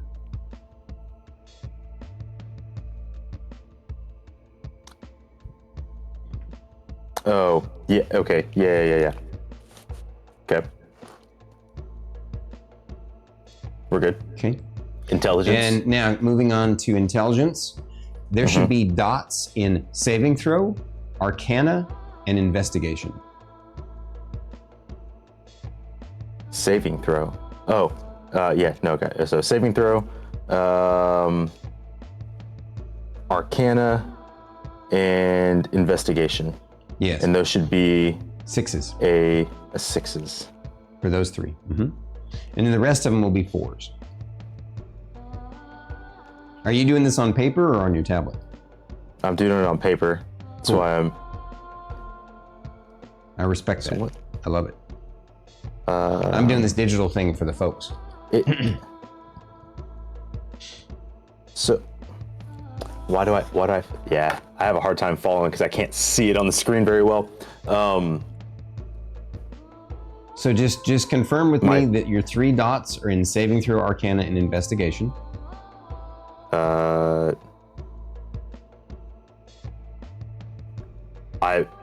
So when you say in saving throw, you're talking about my intelligence saving throw should be proficient, so that's filled in.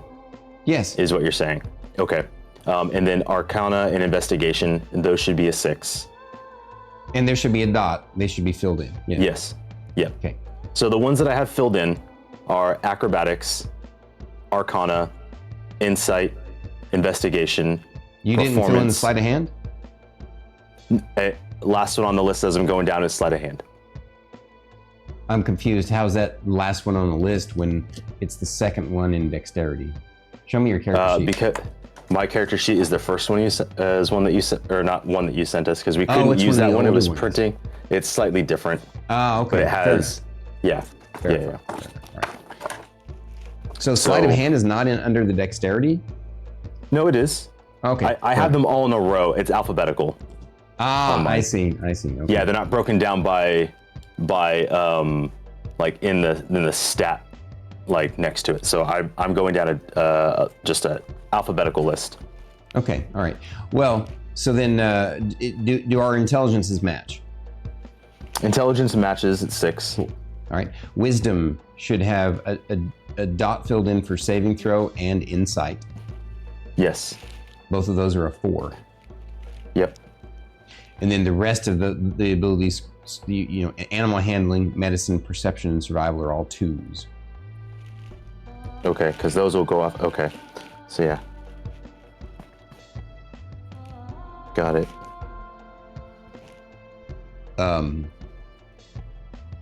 And by the way, did you get history, nature, and religion as 4s? Because they're based off your intelligence. Not yet. So history is 4. Yes, all the other intelligence ones are going to be 4 that aren't radialed, and then the charisma ones will be just a 2. Exactly, except for performance, which will be a 4. You're doing great. You're doing great. Okay. I mean, I totally get how, since you're using a slightly different character sheet. What I should have done is found a better printable version of this one for you guys, so we were on the same page. We couldn't even do it on the computer. It wouldn't autofill. It wouldn't allow us to fill in the stats properly. She was not doing it wrong. She was doing it wrong. So what you do is you have to do it here. Oh, if you do it here in the middle part, then see it auto calculates it if you put it in the diamond. Got it. So that was an easy mistake to make. I made that mistake when I first used this character sheet too. All right. So we've gotten his ability scores all knocked out. We're on the same page. His initiative will be a 3. I'll put that there now. His speed will be a 30.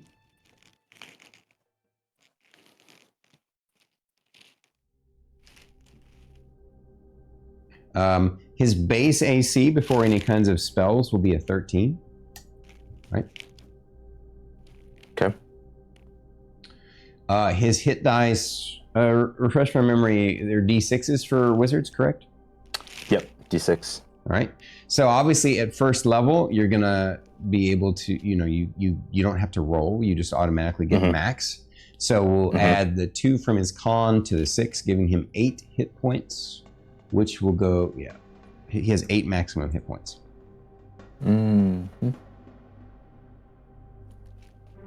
Squishy.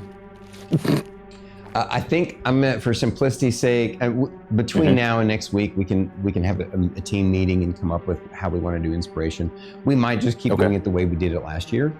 It'll be up to you guys. But for now, go ahead and fill in the inspiration if there is one on the sheet. Say you have an inspiration. We may just do it where I know for now, for today, you have one for every combat. Just one for every combat that you can use. Just for simplicity's sake. All right, so let's talk about his personality traits real quick to notate them. We already discussed that he's a little arrogant. I'm gonna put confident. Confident. With a touch of arrogance. Driven, right? Yeah. Driven. How would we denote a personality trait where you basically root for the little guy, where you don't, because one of his personality traits you indicated is he doesn't like seeing people bullied. He's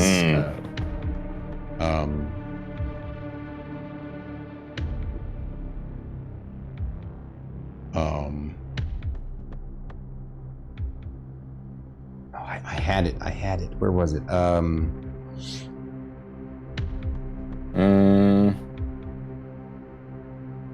mean, we could just say what? Doesn't like bullies or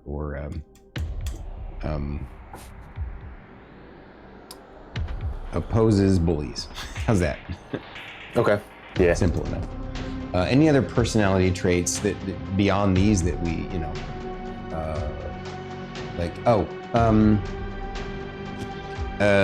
likes to be creative with magic. Selfless? Yeah. I can see some of that. I don't know. Do you see selfless?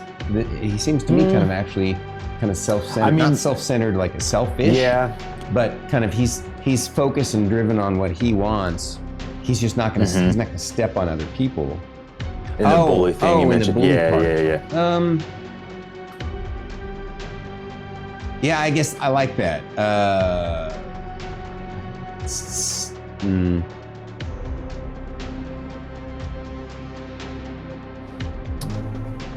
We'll say selfless regarding bullies.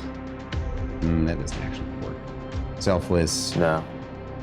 Dash opposes bullies. All right. Yeah. Thanks, Pelican. Yeah, that works. I mean, that's good. If you think of any other personality traits you want to add on later. Ideals. Okay. Probably, you said that he craves knowledge and power, right? Knowledge,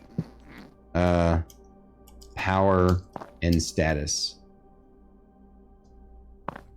And to clarify, it's not that he wants to be above others. It's just that he's seen the way the system works. This is what you told me before. He's seen the way the system works, and he realizes that that's really the only way that he could effectively make any kind of changes for himself or others in the world is to rise up in the system. Kind of if you can't beat them, join them. Right. And destroy them from within, kind of bit. Yeah. Rather altruistic. So I put craves knowledge, power, and status to try and change the system from within. Okay. Bonds. He's kind of, he loves and respects his family, but he doesn't seem to have a specific kind of bonds.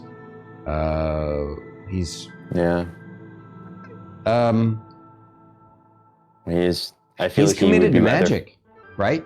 Yeah. He's moth to the flame. His bonds are with magic. He's committed and dedicated to magic. Are you cool with that? Me, myself, and I. Yeah. Pelican, that's funny.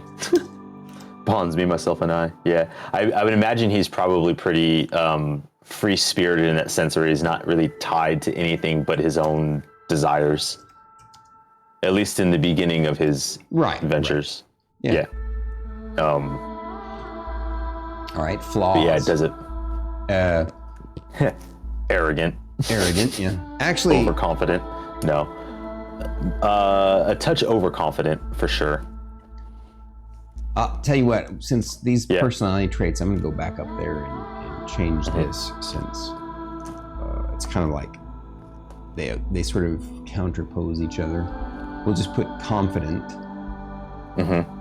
as a personality trait, and then we'll put arrogance and flaws. Arrogant, and you said sometimes overconfident. Yeah. Perfect. All right. And I would say probably something that that he may kind of fall into or struggle with is kind of like a martyr syndrome. When he sees there's that dire situation, like he's like, I know what it was like to be in a situation like that, and he may put himself in harm's way because he's trying to do the right thing.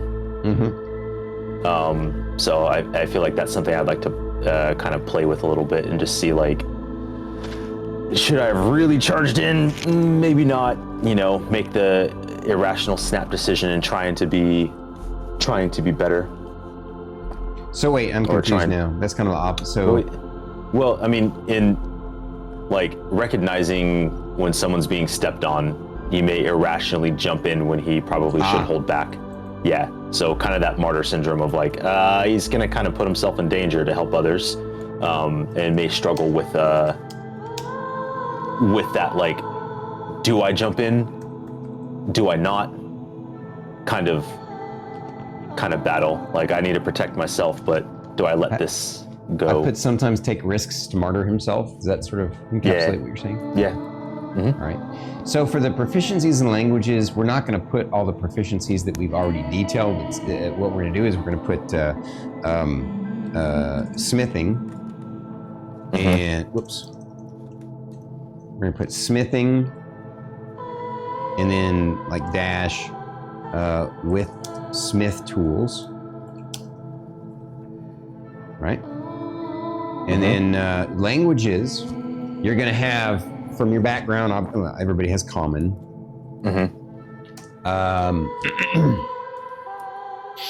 So you're going to get 4 languages from your intelligence.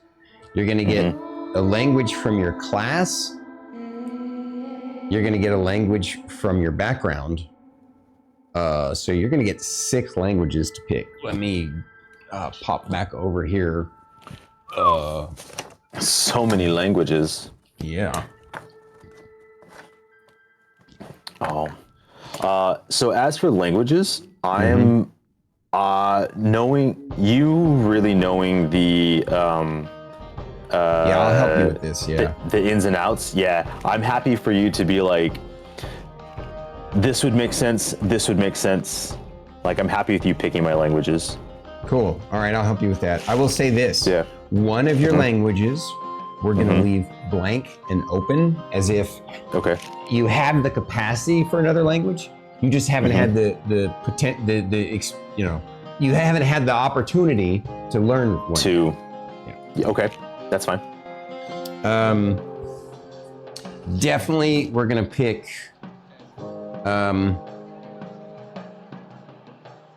So in this world, obviously from what I described, there are giants, so you'll have giantish.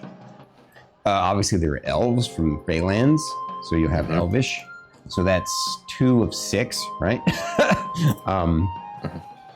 Or 3 of 6. Do you not count common as part of the link? Like, that's just auto? No. So common is automatic. You're getting 4 languages from your intelligence, 1 from your background, 4 additional languages. And 1 from your being human, right? Just making sure. Wait a minute, did I skip one? 1 from your background, you have 4 from your intelligence, 1 from your class as well. So you're actually gonna have 7 languages. That's crazy. Yeah. So 1 will be blank. I'm happy with what we'll do is, we just need to pick 4 more, and then we'll have the last one be XXXX, okay? Yeah. Let's see. Make it the inappropriate language.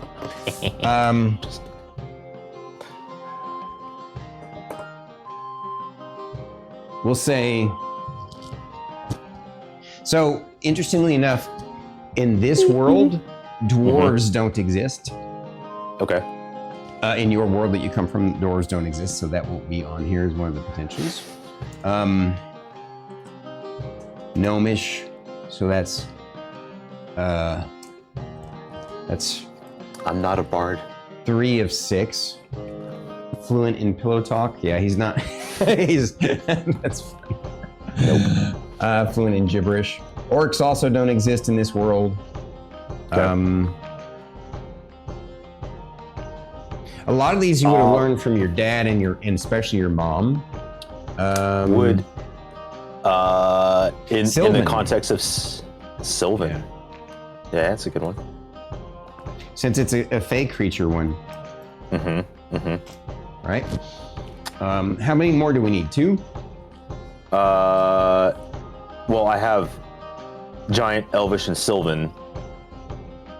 Giant, Elvish, far. Sylvan, and Gnomish. Oh, Gnomish. Yeah. And let's go with Draconic.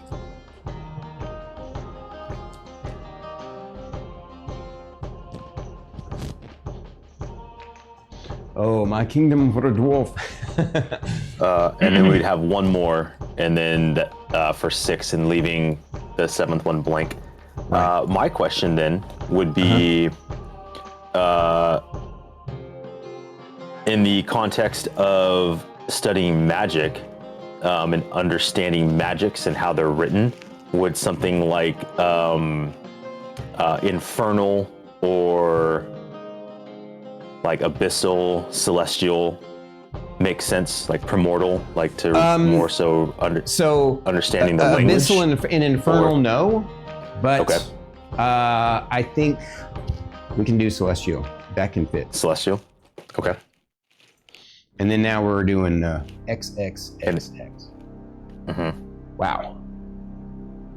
So I just want to run through it. Yep.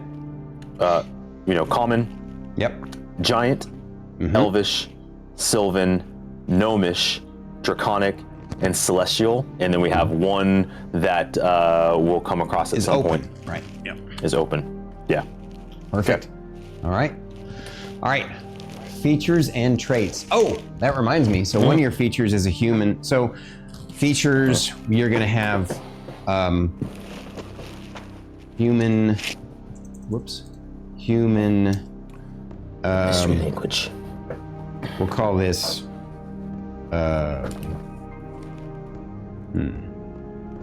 variant. You're going to have 1 extra skill prof. We forgot to do the expertise. We'll do that in a second. Good. 1 Yep, no worries. skill expertise. And then 1 feat.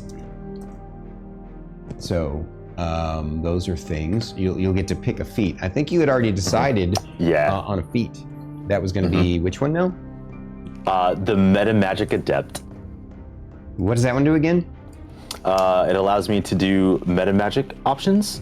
And the choices that I have picked would be Quicken Spell and Subtle Spell. Subtle? Subtle Spell, yeah. S-U-B-T-L-E, right? S-U-B-T-L-E, yeah. Yeah. All right. Yeah. Subtle spell is the one where you basically can cast without somatic or verbal components. Or verbal. I thought so. Yeah. Yeah. Perfect. Yeah. Going for that silent casting. Right. So now we need to pick perk. one of your. Go back to your skills and pick one that is your expertise. Which means you'll get to double your proficiency bonus. So it's going to effectively add 2 to whatever we have here until you level up, in which case, later on when you level up to get to proficiency 3, then it'll double that. So you'll have to kind of make a note of it and keep track of it, maybe underline it or circle the dot, however you want to do it. Put a note next to it, expert, EXP. Just make sure that you're aware that one, you get to double the proficiency. So when your And proficiency that's- goes up. What Got do it. we think works best for your character? And that would be on the skills, right? Yep, it has to be one that Okay. you're already proficient in. It can't Proficient be in. one- Okay. So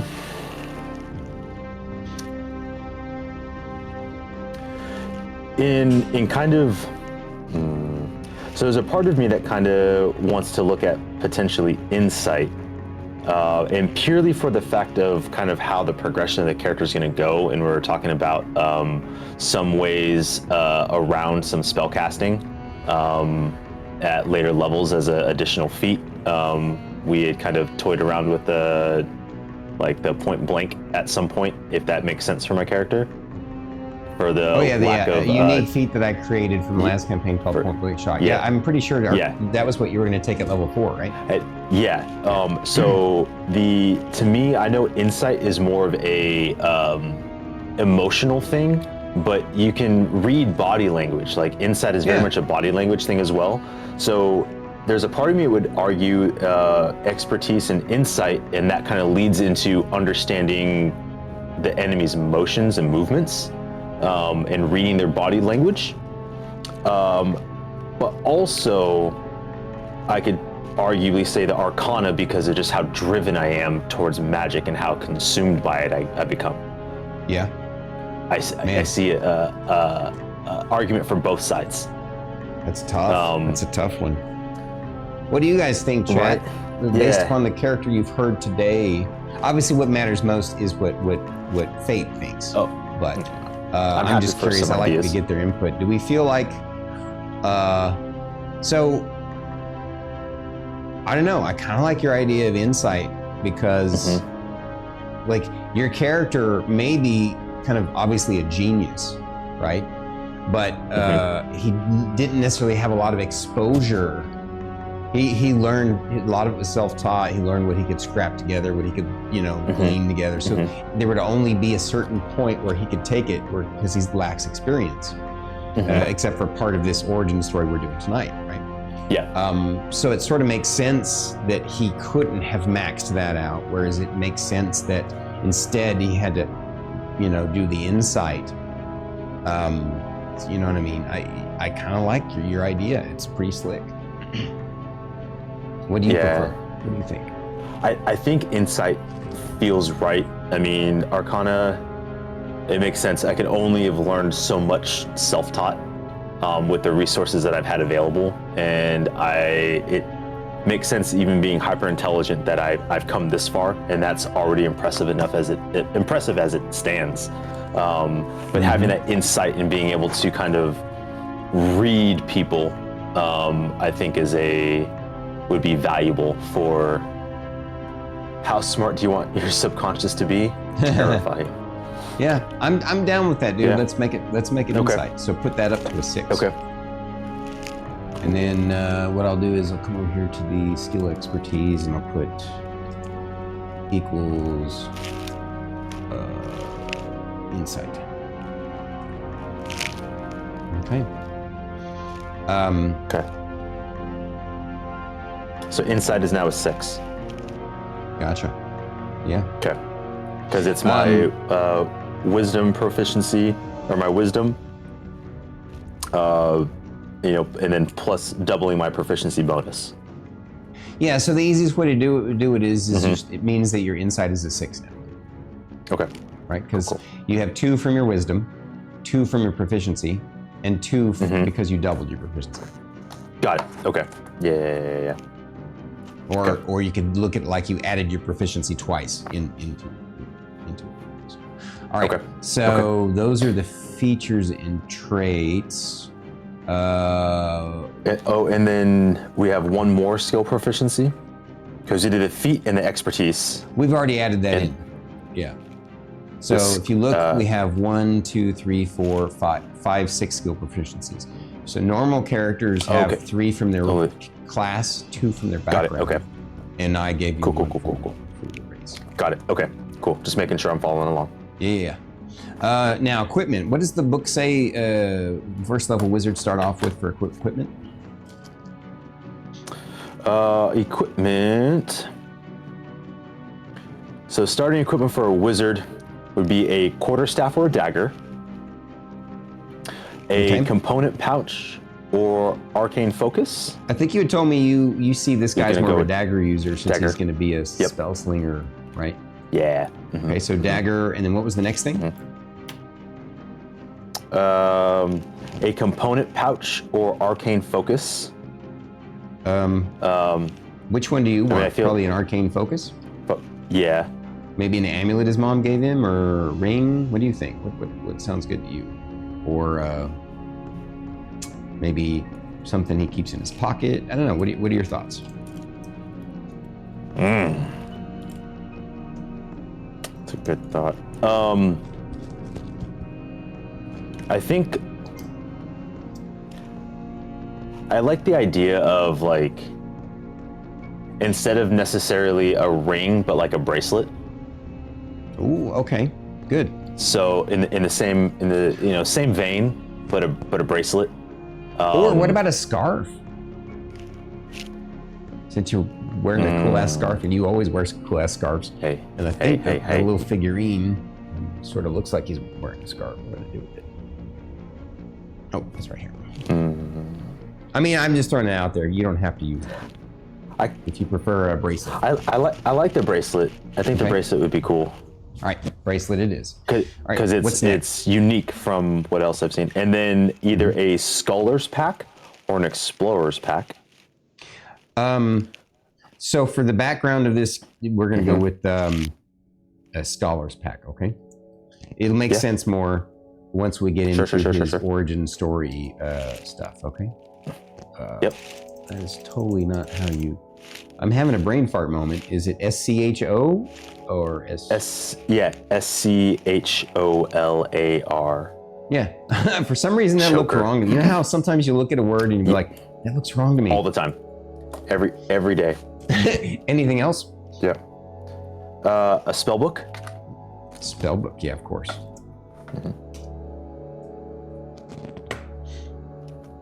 All right. Yep. That's it anything for else? what they. And then whatever like the background equipment kind of falls into. Oh, yeah, we put your smith's tools, right? And do you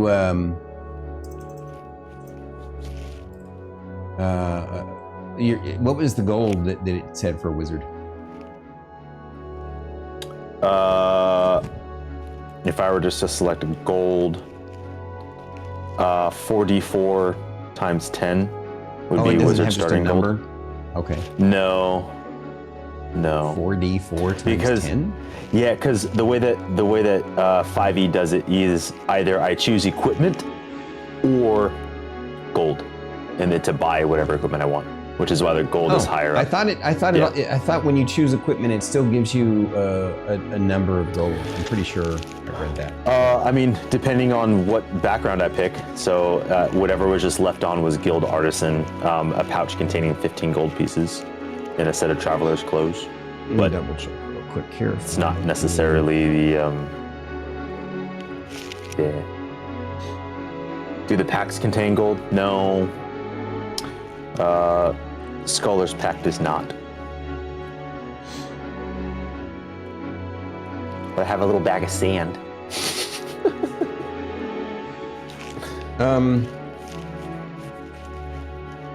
Well, I'm just gonna say 10 gold. Your folks would have given you a little bit of gold. Sure. And now,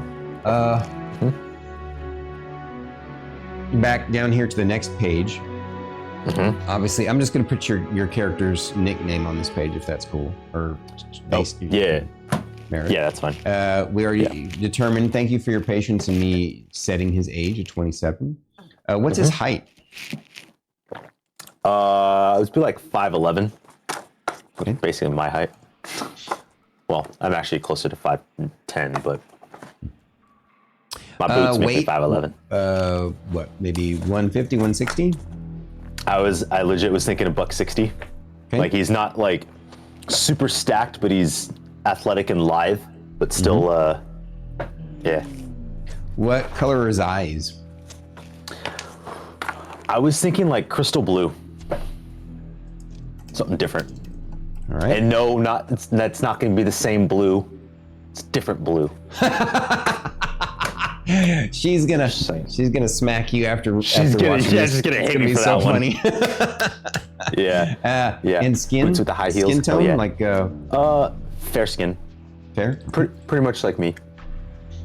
I kind of saw him a little bit tanned because he's always outside practicing his spells. So, fun fact about Fate, with my national heritage being Spanish and German, when I tan, I have an olive skin tone that you can't quite tell because of the Washington lack of sun. But yeah, so it would be probably fairly similar to me with a little bit of tan. So Maybe but still, fair/olive. Yeah. Okay. And then Spider-Man. Yeah. Black. Yeah. I don't know if he would have like dyed hair in any way. I don't know if that. Let's just say not in the context of this world right now. So Yeah. Then I mean, it's not necessarily out of the question like, in the future because magic, but Yeah. Yeah, I mean, it'd probably be like a dark brown, almost black. Okay, like you what want a I've dark got. brown instead of black? Yeah, so because my hair is technically dark brown, Okay, but right. people assume it's black. Yeah, cool. because I don't want blue hair. I'm not the main character in an anime. All right, now, so we'll just skip the rest of that sheet. We got to go down to his spells. As a first level, let me go ahead and bring this over here so I can utilize it. So, Look at that. Folks got to see a little bit of the back. You guys have seen me use this for years, but you never get to see me bring it up. oh, never actually get to see you use it? Yeah. All right. Okay. So obviously he's gonna know 3 cantrips.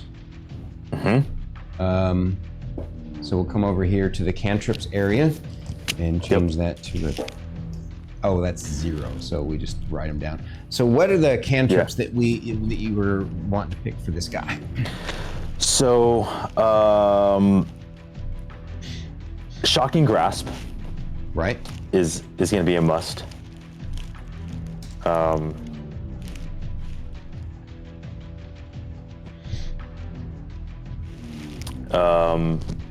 I was thinking good old Firebolt sticks with the slinging concepts. Makes sense. Hang on. Let me take a look at 5e spells. Reliable fire. Yep. Yes. Fuck it, Blurple. Yes.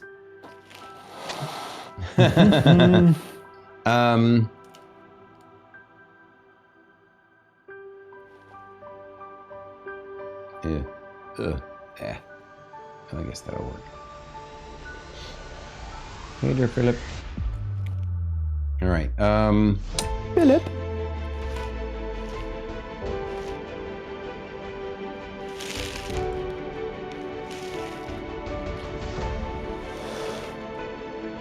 Hang on.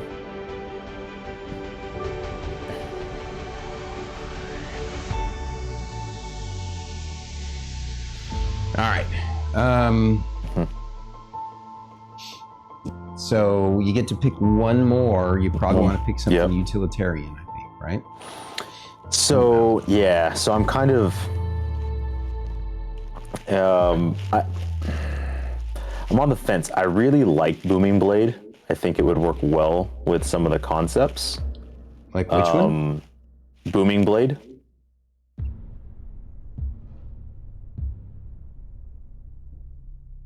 Booming Blade. Yeah. I mean, it Basically- does, but it also, like, it's not utilitarian, right? It's just another combat spell. And seeing, I don't really know any other utilitarian thing that I feel that fits his mentality. Because I have a feeling like with where he's starting off, he's one-tracked. which is why I'm like kind of on the fence on some of it. Well, here I'm gonna make an argument for a couple of different ones. Make some. There's one in particular Absolutely. that I think would sort of fit your character. I feel like he's, as somebody who's driven to elevated status, he would also have this attitude of, I need to kind of dress the part as well. I need to live and comport myself as if I am who I see myself to be in the future, right? And so because of that, he would probably, one of his first spells he would have learned growing up and taught himself would be mending, to always make sure his clothes are mended and he looks the best that he can in situations. His mom would have taught him that too a little bit, because performance is all about appearance as well. What do you think about that? It's a good argument. What was the other one? I mean, I could. Prestidigitation doesn't quite fit him. I could see the argument that maybe you would have used it to entertain friends or entertain kids in the town. I feel like that the, mending suits your character better, but it's going to be up to you what you think. Yeah, because nothing else really jumps out at me. Yeah, I could see mending work. Okay, let's throw that down there. Yeah. Okay. Yeah. Now, you're gonna know. You have 6 spells. 2 what? You have you have 2 first level spells. Two first level spell slots. Let's do your spell. Your spell attack bonus is the if I remember correctly, it's 8 plus your proficiency plus your relative modifier. I believe so. Spellcasting is going to be 8 plus prof plus intelligence modifier. Intelligence. Oh, that's for the spell save DC. So spell save. Your prof is a 2, so that's gonna be 10 plus your intelligence. So 14 is your spell save DC. Your spell attack bonus is going to be your proficiency bonus plus your intelligence. So you have a spell attack bonus of 6. Okay. And then prepared spells total currently is 2. That's how many slots you have, right? No. No. 4 prepared spells. Wait, how's that? I'm seeing.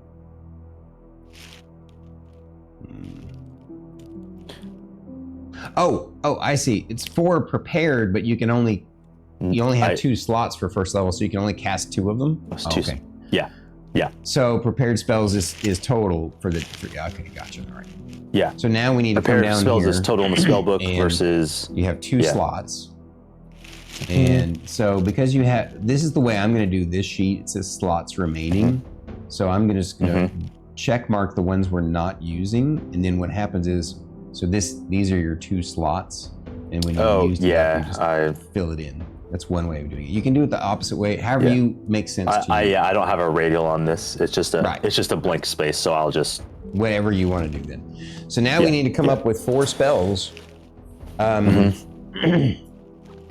can tell you there's one off the bat that you have to know and have prepared just for now for and we're on the same page of what that one is. Yeah. Well, I'm gonna. It's okay. I'm gonna put it on here now. It's not too spoilery to say it. No. Yeah, but it plays into what's going on. Yeah. So find familiars, one you have to have prepared for today, because it's something that that plays in. You're struggling with, and so you want to always kind of come back to it, remember it. And I'll explain that when we go over your origin story stuff. Cool. So find familiars 1. Catapult is the other. So when it says that's how many you have prepared, that's not how many you know, though, correct? Correct. So first level wizards get a spell slot or a spell book that has 3 cantrips and 6 first level spells. 6 I can prepare 4 of them. So what we'll do then is we'll write all the spells down and then put dots next to the ones the ones that are prepared. Yes. Yeah, gotcha. Okay, so find familiar is going to be 1. I'm feeling like Catapult your has signature to be, spell would be the other one, right? What's it called again? Yeah. Catapult? Catapult.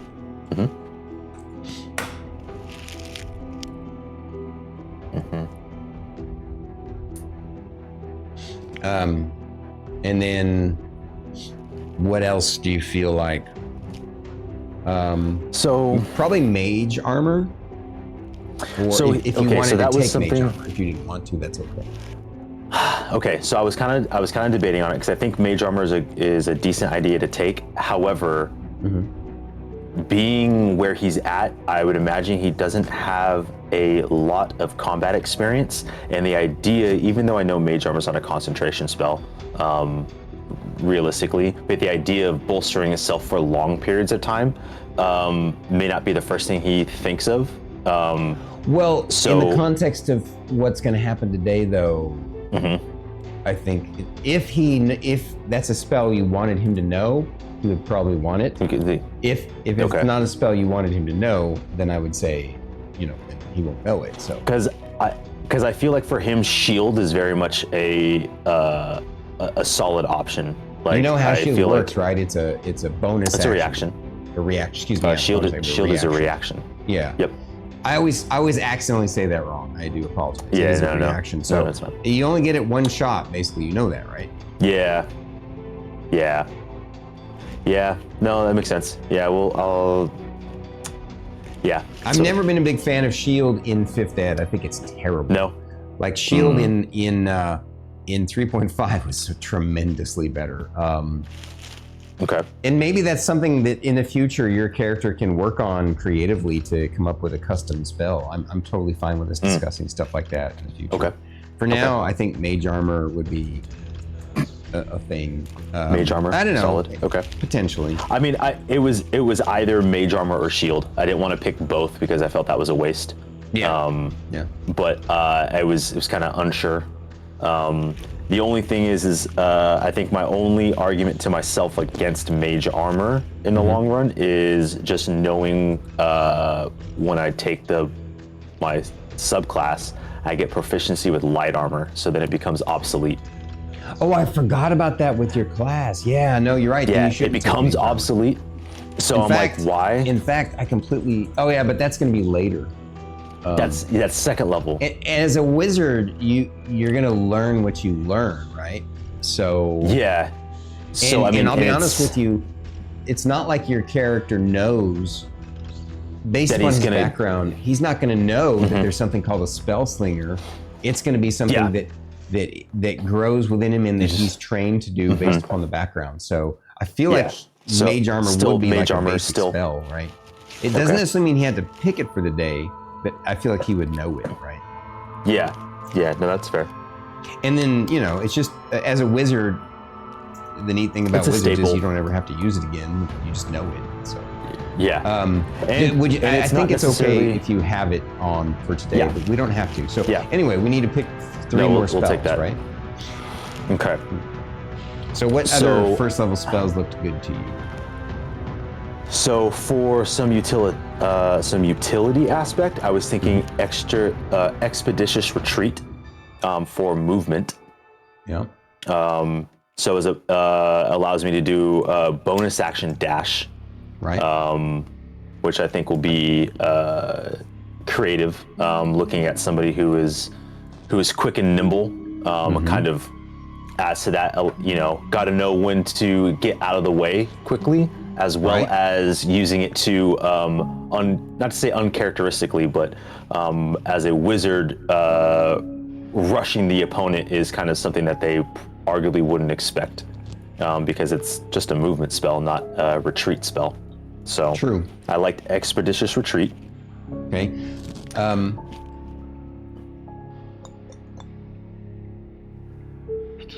I feel like your character Magic Missile makes sense for him, right? Oh yes, magic missile is the staple for me. So what I'm doing is I'm actually not going to check mark any of them. We'll just write down the spells you know. Well, find familiar you need to have activated, and catapult. So we know you want those two. So 1, 2, 3, 4, 5. We only need to get to have one more spell in your spell book. What's the fifth one? Oh, expeditious retreat. Sorry. Yeah, it's okay.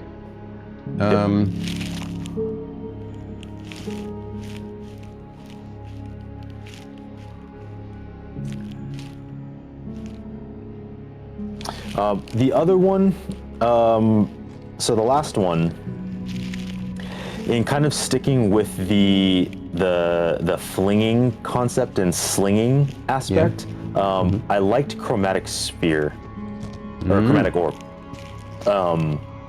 You know, I think that can get a lot of mileage, and I know that with the wizard, you know, finding other like scrolls and spells and learning and adding to. Does it make sense for me to have detect magic though? That's a good point. I feel like there's a part of me that feels that with what he's known, I think he would probably out the gate focus more on offensive aspects because he only knows so much, and he may not. This is where I'm kind of unsure. Like, there's a handful of other things like identify would make sense. Well, identify makes sense. I think later. Later, right? Like I don't think identify necessarily makes sense right off the bat. But I definitely I agree with your argument about what was the other one you said before that. Detect magic. Yeah, detect magic. In the context of this background, tell you what, I'll do you a solid.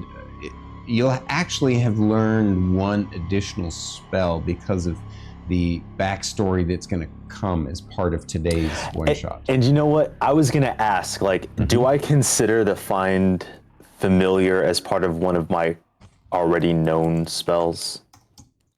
Oh, that's a good point. That would have. No, actually, yeah. We'll say that that's a second one you've learned. So then I'm actually going to give you one more. So what we'll do is we'll put a little asterisk next to find familiar. That's one that you learn as part of your backstory that we're going to be doing tonight. And detect magic is one you learn as part of your backstory.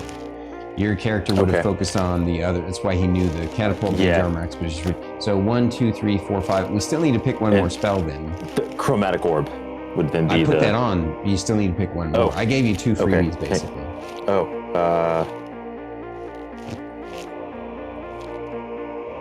Okay, so hang on.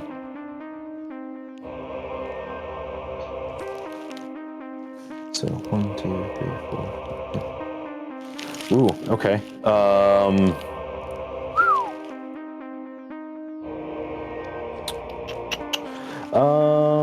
Unless you want to say that the detect magic is one your character would have instinctually tried to learn. I feel like, if it's cool with you, I'll give you one freebie, which is the find familiar, and then the detect magic will have been your 6th spell. Yeah. And so now we need to pick what spells you would have picked for today. Find familiar, catapult, mage armor.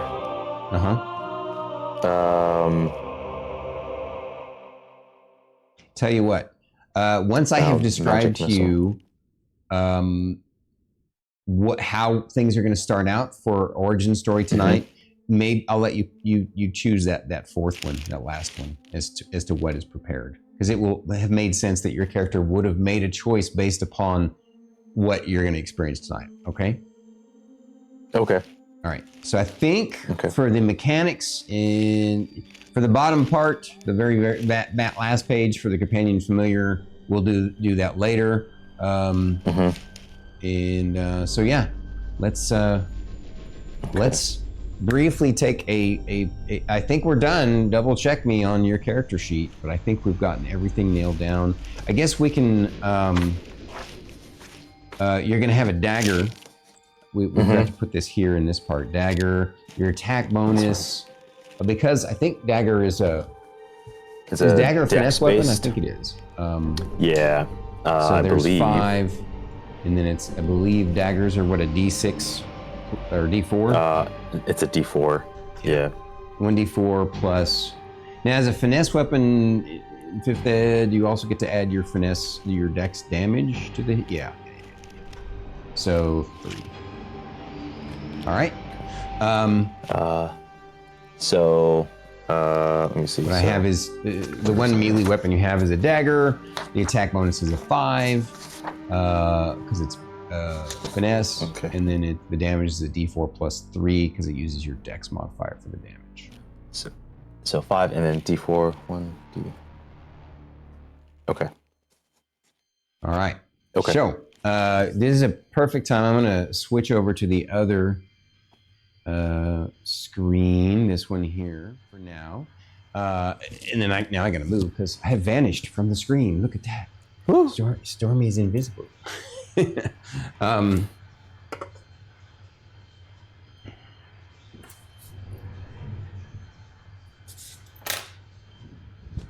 should have moved everything before switching the screen. That's fine.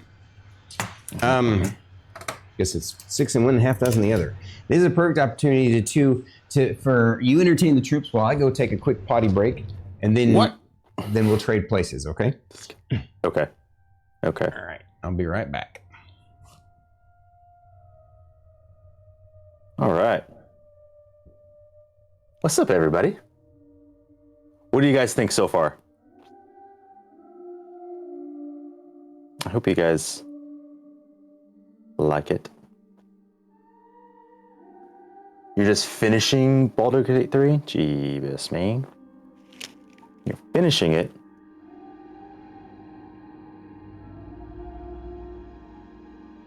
Very cool. Thank you.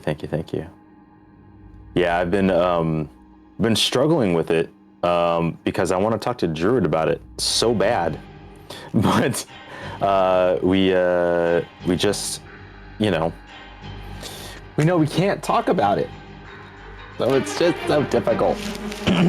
But yeah, no, I think this is it's gonna be a nice change up from what Lorcris is. And that's kind of really where I wanted to go, is just kind of have something new, and kind of just expand what can be done. And I really think that the idea of these creative spells will be super cool. Harlid, you're new to D&D, so you're trying to keep up. Gotcha. If you haven't checked out D&D Beyond, I definitely would recommend it as a launching point. We kind of are doing a little bit of a, not to say homebrew, but we do mix a handful of things. Stormy is primarily a 3.5 D&D player. That's where he has most of his bread and butter, and some of the stuff with 5e. So there are some things that will blend. So it's not 100% true to form, but as long as we're having a good time with it, that's really all that matters. I mean, D&D Beyond is a really cool resource. It's not the same as doing it on paper, but it definitely helps with some of the math stuff. You fill in the blanks and it will auto-populate what these things are.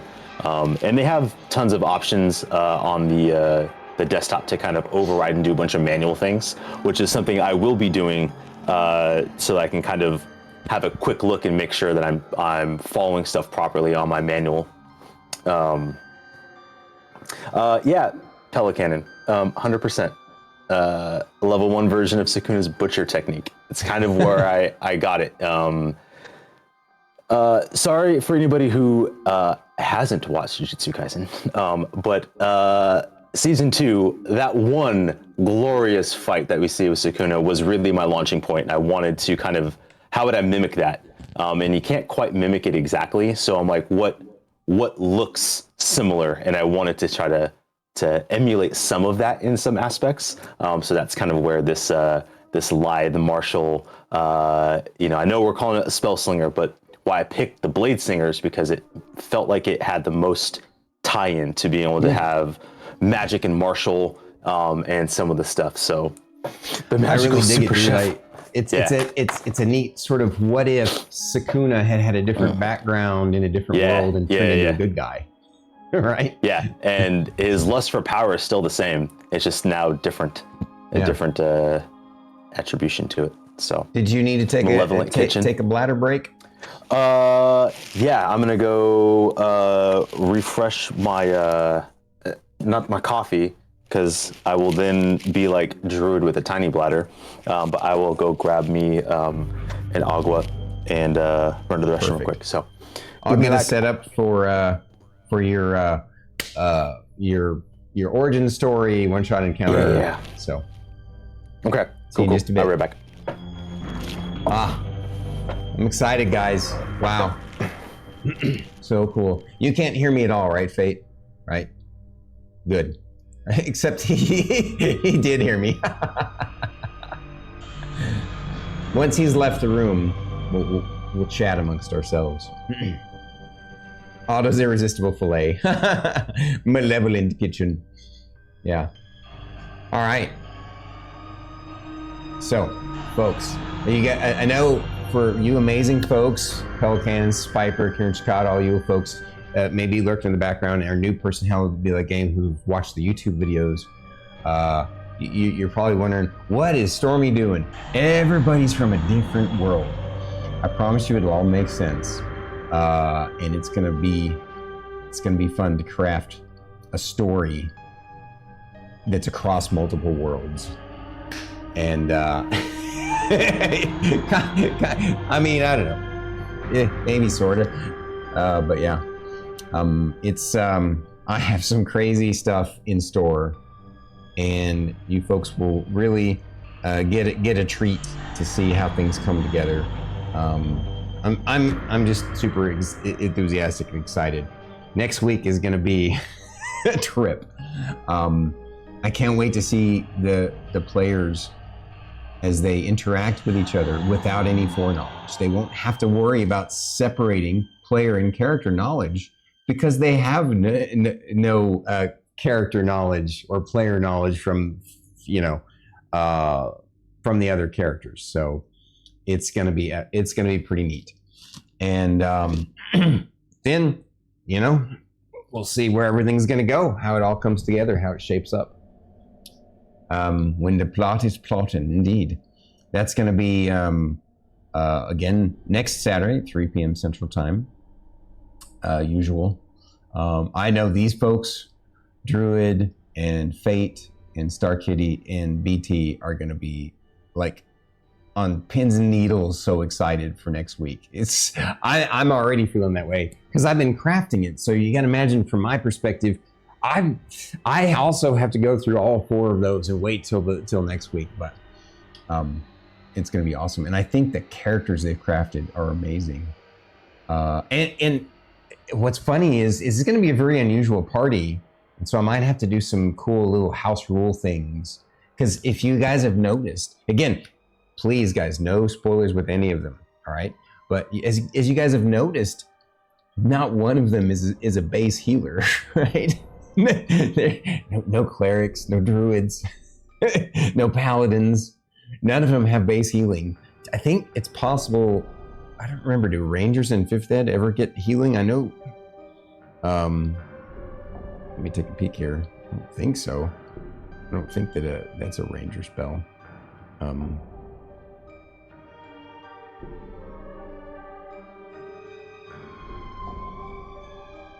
Oops, let me go back. I think it'll be they're gonna have they're gonna be able to put a lot of power down, right? They have a bit on level 3. Maybe you're right, Exactly, Kieran Chikata, exactly. Oh, don't worry, I have some neat ideas that will make it fit. Anywho, now that a certain someone is back, I got it.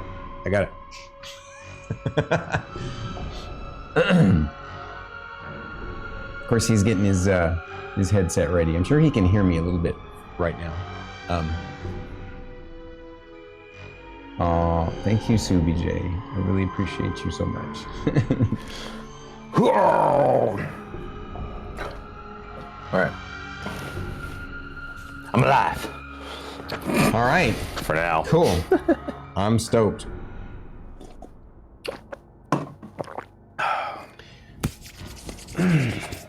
Y'all ready for this? Let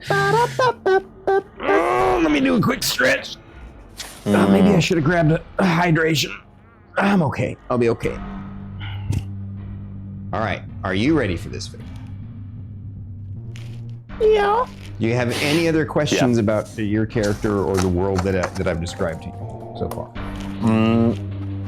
Nope. Okay. Not currently. Here we go.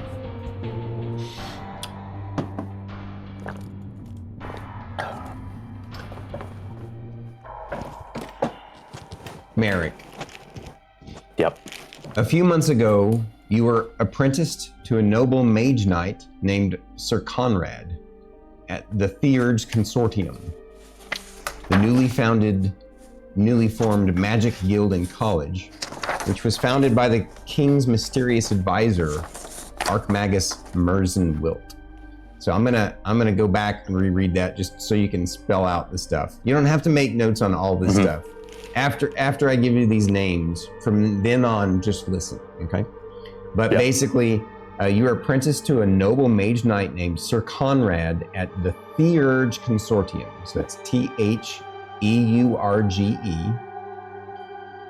and then consortium is consort, and then ium. Thank you for the prime, Francis. Arigato gozaimasu! So, the Theurge Consortium is a newly formed magic guild and college, and it was founded by the king's mysterious advisor, Archmagus Merzen Wilt. And that's it's Mirzin, sorry, not Merzen, Mirzin. Myrzin Wylt.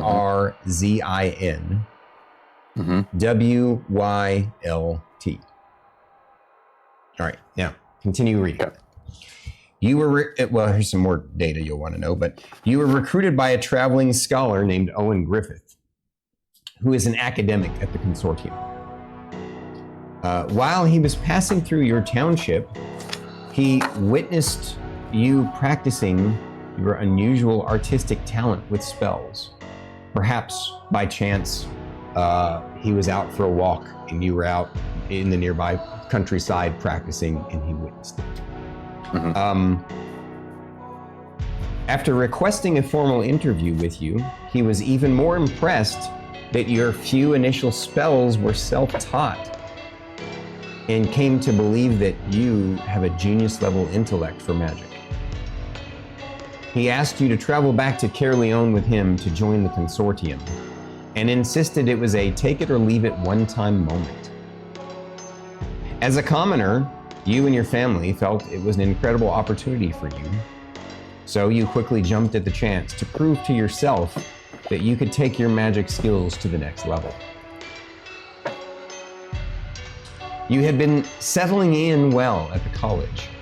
Your initial few weeks consisted mostly of some magic history, basic magic tests, and core spell lessons. You were excelling at most of them, but for some reason you were having trouble with the Find Familiar spell working for you. And you couldn't wrap your head around why you couldn't seem to cast the spell properly. This did not stop the leadership of the Order from being impressed with your abilities and your language knowledge. And they quickly decided to give you some field experience. 10 days ago, you and your mentor, Sir Conrad, were assigned what was supposed to be a low-threat level quest. You were to escort a caravan on a minor diplomatic trade mission to a secret rendezvous near the borders of the Phalanx Kingdom. You and your mentor's duty was to support the caravan knights in protecting the caravan for its trade mission. Your caravan needed to complete a trade of archaeological relics to the Elven and Fairy convoy in exchange for some magical scrolls. Furthermore, hidden amongst the scrolls is a secret intelligence report on Titanhold troop movements near the northwestern border.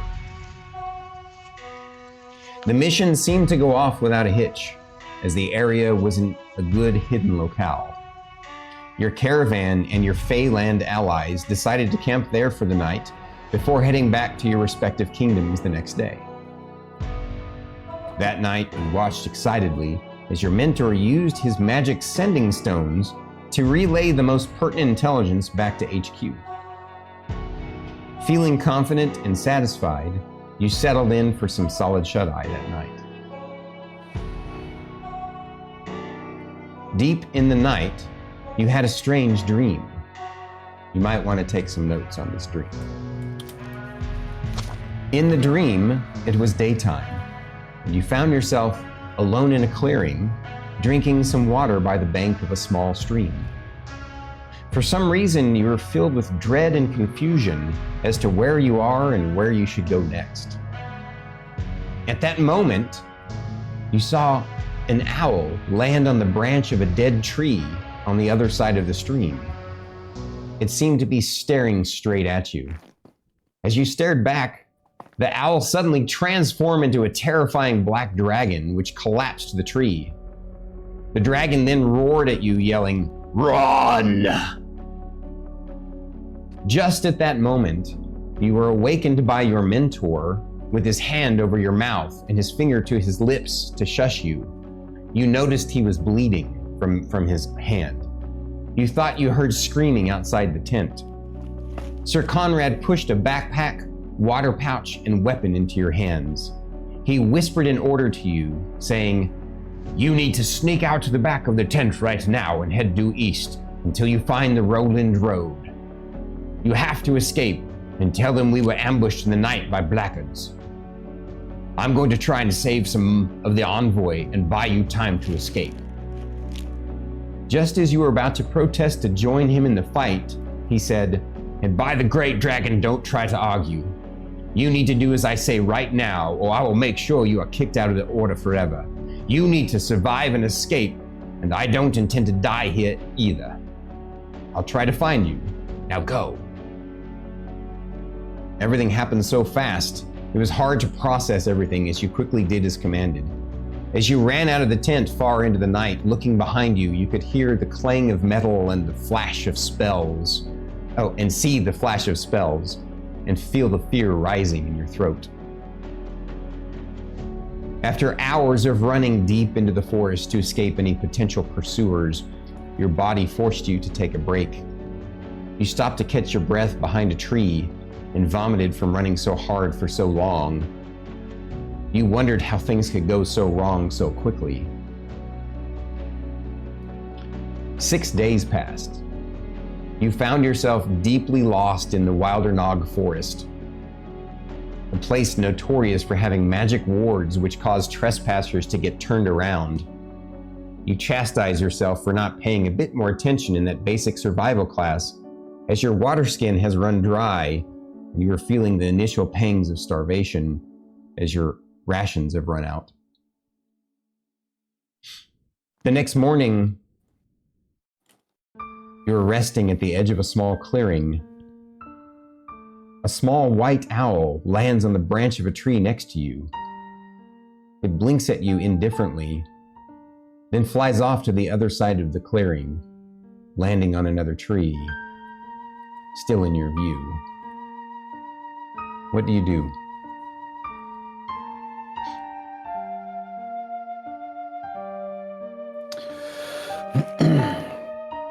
Does the owl appear similar to the one that was in my dream? Or just it's an owl? It's as an hard owl? to tell. Honestly, it is a white owl.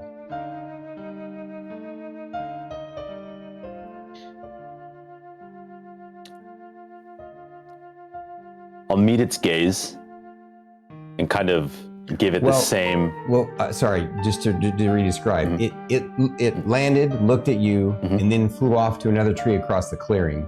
You can't, it's far enough away you can't tell if it's necessarily looking at you.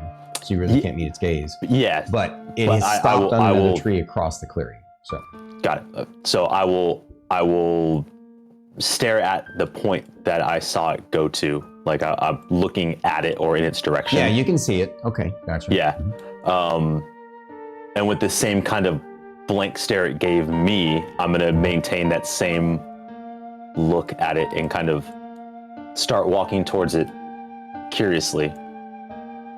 Seems odd that a owl during the day is watching me.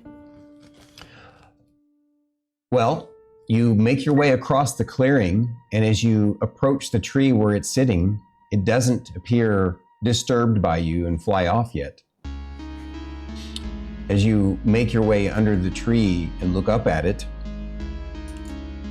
it blinks down at you, and you see it fly off again, just enough out of your vision.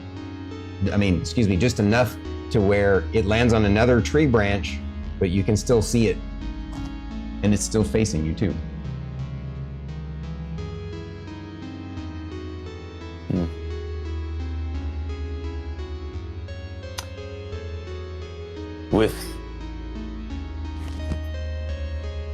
Inquisitively, I will continue to follow because this piques my interest. Each time you seek out the owl, it seems to stop on the branch of a tree right within your visual range, almost as if it is intending for you to follow it. After following it for about an hour, you're excited to stumble upon a small stream. You quickly quench your thirst and fill your water skin.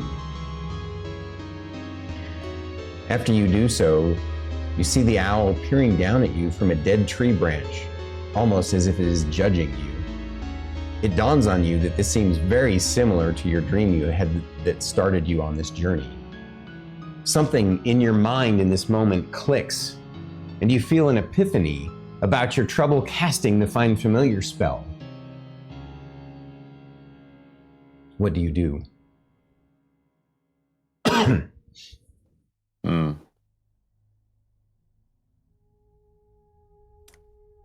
I will just try to cast Find Familiar. You whip out your it is very book. much, very much that in my motivation to learn and understand, having an epiphany, why would I not? Yeah, no matter how dire things are, Of course. I will cast Find As Familiar. you begin to chant the spell, you see the owl's eyes go wide, and it kind of walks along the tree branch closer to you. It's kind of preens down at you. Just as you finish the spell, it kind of does this kind of haughty, like it puts its thumb, like it puts its chin up, and then the spell, you feel in your gut that you finally understood what you were missing in the spell. And you suddenly feel this kind of, it's almost as if you see a brief flash of light behind the owl, like a halo of light. And as a flash of insight goes off in your mind, and in that moment, the owl is like, it's like giving you a, and then it floats down and lands and perches on the tree stump you're sitting on right next to you. And it's looking at you, and then it kind of comes up to you. It looks hungry, like it wants something. You have very little on you. You notice that the tree stump next to you has some worms crawling around in it, though.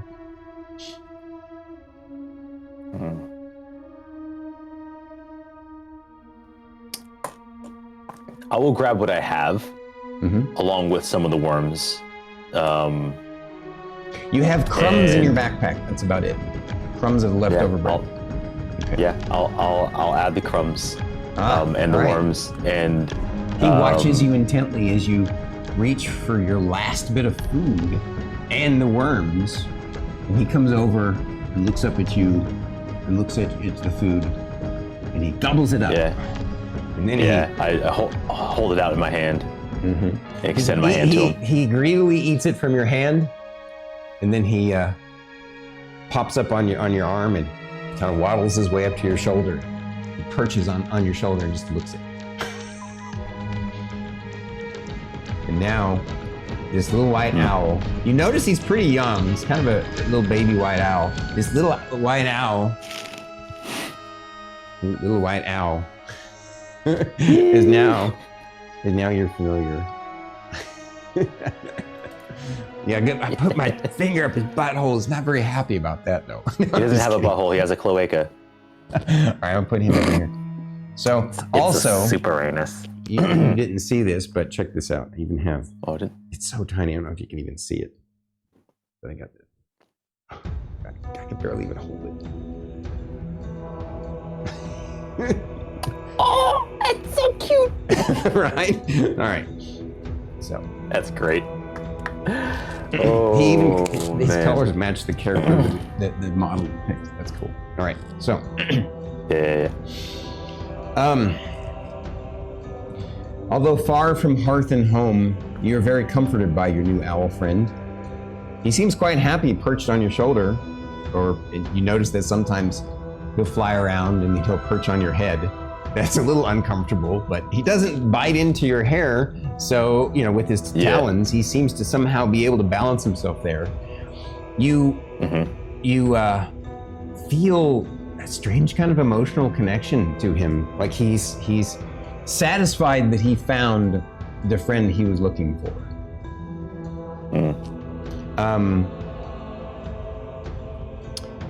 Since he also helped you find this stream, of course you're happy about that. You decide to follow the stream in one direction. Either direction almost doesn't matter. Actually, you decide to follow it upstream because sometimes there's settlements near the upstream portion of a river or a stream. And in the hopes that it will lead you to civilization at some point.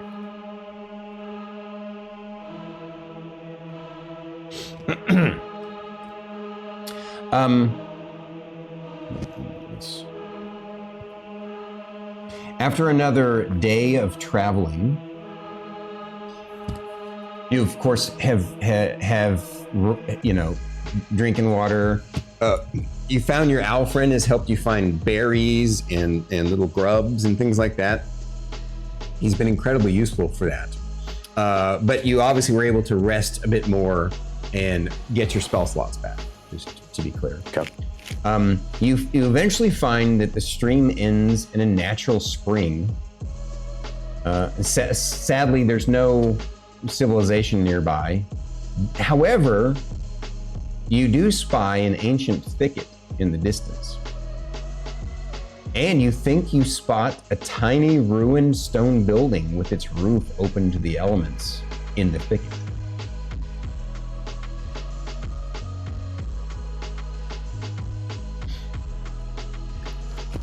I'll look over at my new little companion. Yeah, imagine that's a good place to go. Yeah. He snuggles at you, but then he stops for a second like he hovers in front of you, and then he perches on the ground and he looks up at you. And you get this sense that he wants something from you, not something tangible though. You've spent some time together, and it feels like he needs more of a connection from you.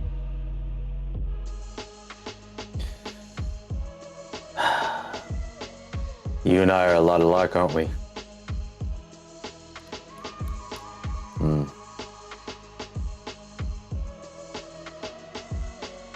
And seems you appeared in my dream, or something akin to you. Almost like an echo.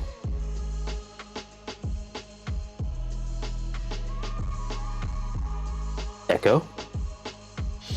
He perks I'll up at ask that. inquisitively. He kind of nuzzles his little nose and kind of nods his head, and then flies up and perks on your shoulder and nuzzles you a little bit. He seems to like that name you've given him. All right then. Echo it is. All right. Imagine you want to know my name. Weird, I'm talking to you an get owl. the sense in the emotions that you're feeling from him that he's like, it's almost as he's indifferent, but not because he's indifferent. It's like he already knows your name. Somehow, in some mystical way. All right, well, it's just Merrick, okay? No need for formalities. He nods in agreement.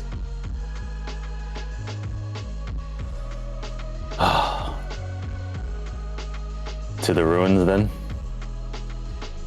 To the ruins then. All right. Entering the small structure. So when I say small, I'm talking about like a little one-room stone building. Yeah. And you only see 3 walls, right?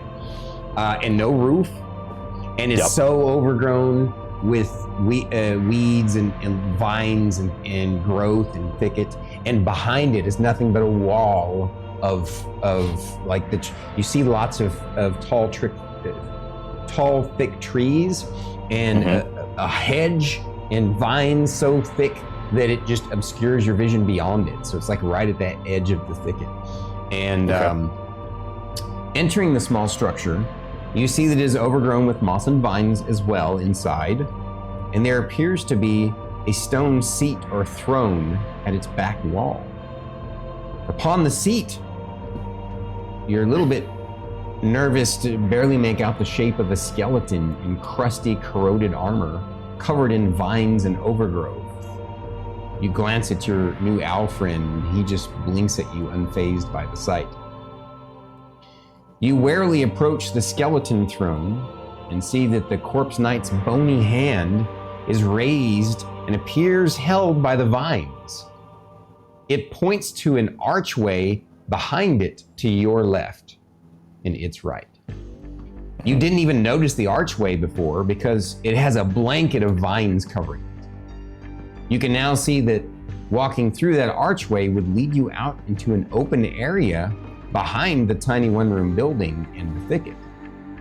Your owl nuzzles your neck briefly, then begins preening himself comfortably on your shoulder. What do you do?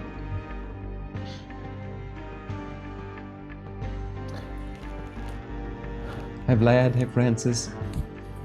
Mr. Hello.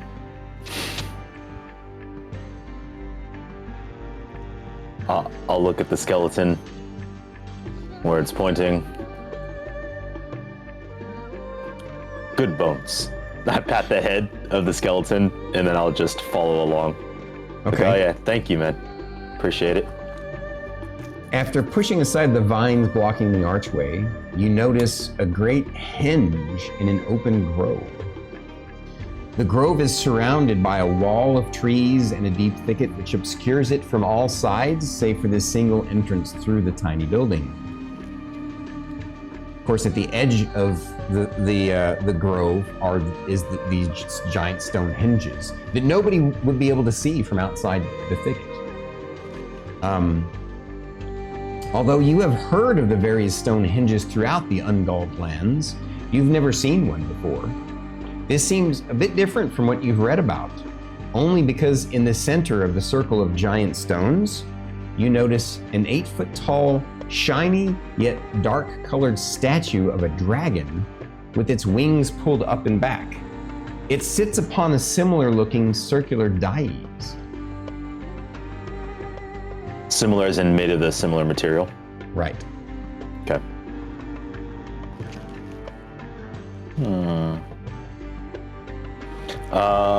Good night, Hallowed.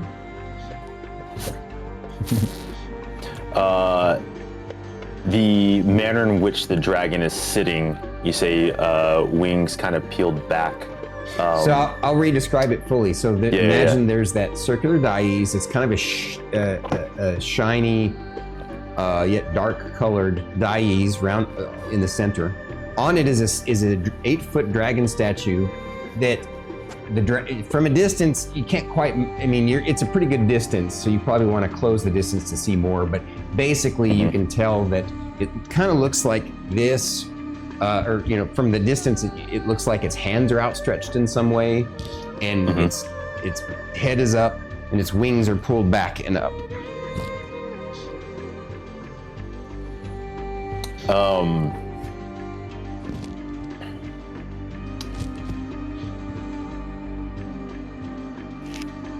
Before cautiously approaching, are there any small like stones or rocks on the ground? Sure. Cool. I'll pick one up. Okay. because I don't have what I would normally have. Right. Well, you Yeah, have a dagger. so- Oh, you mean others? Yeah, gotcha. Yeah. As you get closer to investigate the statue and the dais, you realize the statue and the dais are made of some silvery dark blue metal. The dragon statue has its hands outstretched with its palms up and its mouth open. And you also notice smooth diamond-shaped engravings in the hands, the mouth, and on its chest. Fascinated by the sight, you take a few moments to study it further. You also notice that no grass, plants, or vines touch the edifice. Furthermore, etched on the dais surrounding the dragon statue is a carving of an Ouroboros.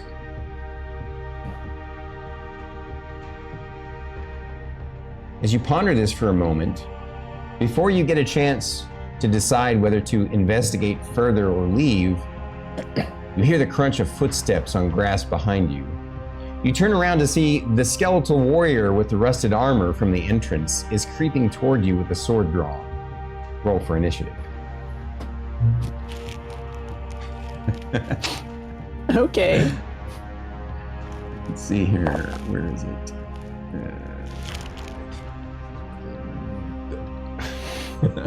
All right. Oh no.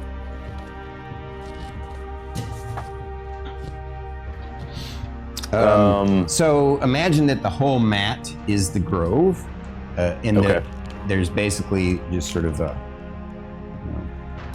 Can I pick my fourth? a wall of the thicket and trees around it, right? Yeah. And then we'll call this the archway. Okay. The building is like super tiny. Gotcha. And then the stone, the stones are. There are one. So let's see. Just want to make sure because I Two. feel like 3, 4, 5. 5 big hinge stones, and then here in the center. Okay.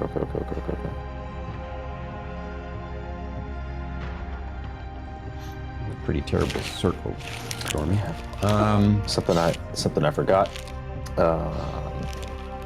I'm gonna. This isn't. I'm just gonna use this figurine real quick here as the statue. Yeah. Oh, good luck, Ashura. It's Ashura, right? All right. You will have crept up to about here.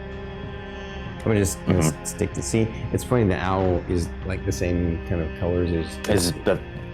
Yeah. That's cool. I'm just gonna put him right there. You will have been about to here to notice all this stuff. Okay. I will pick my fourth spell. Yes. Yeah. And I'm just gonna take Magic Missile. Okay. So obviously that's in the context of the mission, right?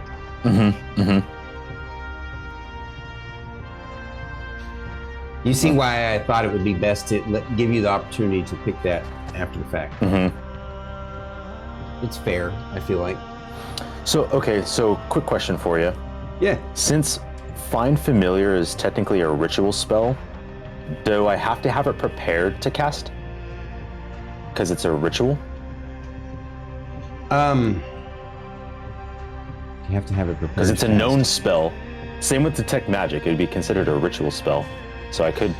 Well, but that was the previous day, so you could have traded it. You probably would have traded it out. Traded right, it out. Yeah. Yep. Okay. So Find Familiar is out for that, and then. But you have a good point. I didn't remember that it was a ritual spell, so yeah, you technically wouldn't have needed to have it prepared at all, huh? I forgot about that. It's okay. So then in turn, I will take Expeditious Retreat because it makes the most sense for in the context of a mission, have a Magic Missile,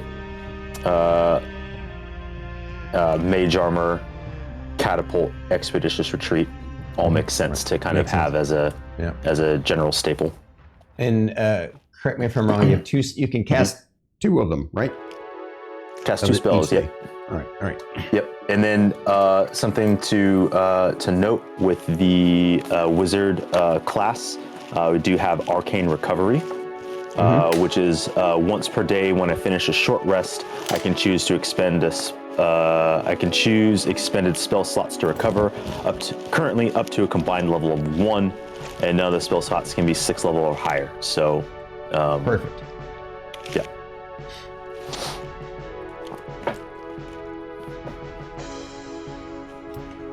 Alrighty.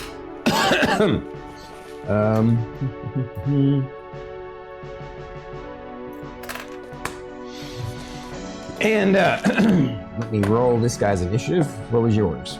My initiative 18. Rolled a 15 on the die plus 3.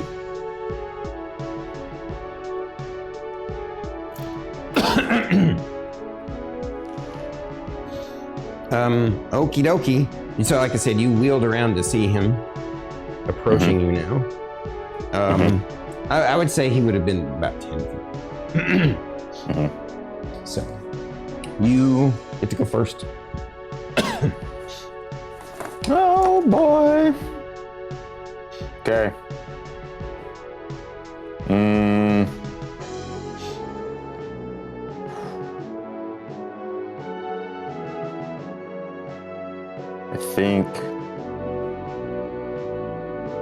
I think reflexively, I would probably cast Mage Armor.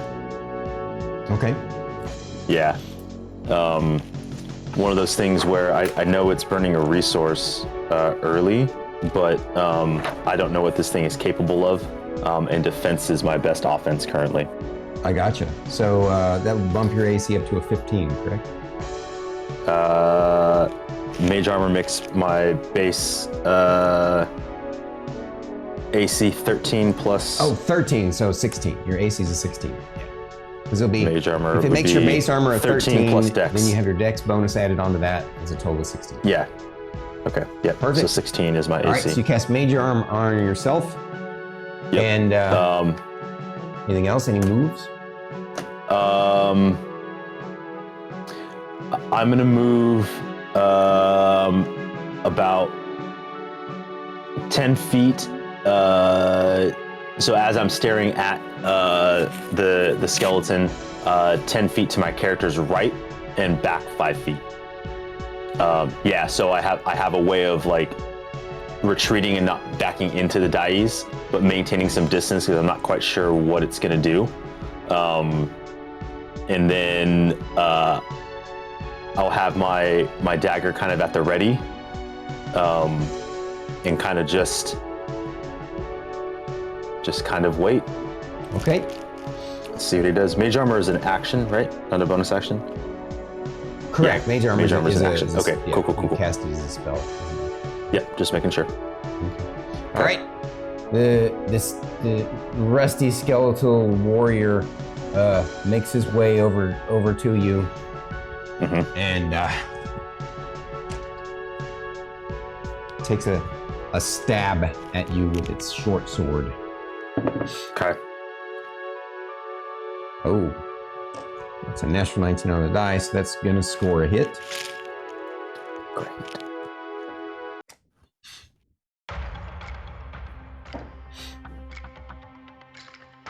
It sticks you hard in the gut for 6 points of damage.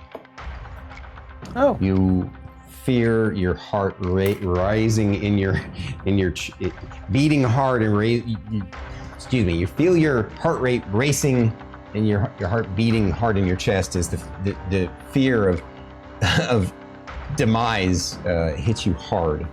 As a basically first level problems. Yeah.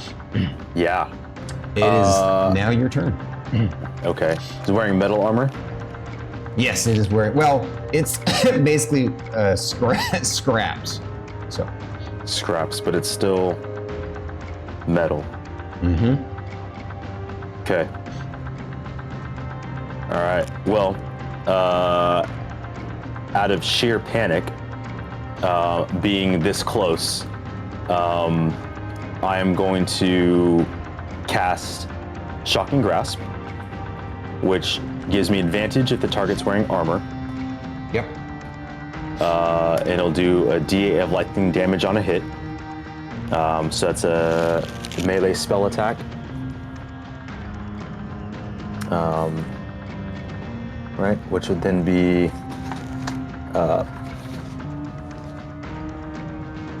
that'd be a 6 plus 6 to hit, right? I'll put these backwards. Correct. Yeah. Plus 6 to hit. 14. You get to roll 2 dice because it is wearing metal armor. Yes. Okay. Okay.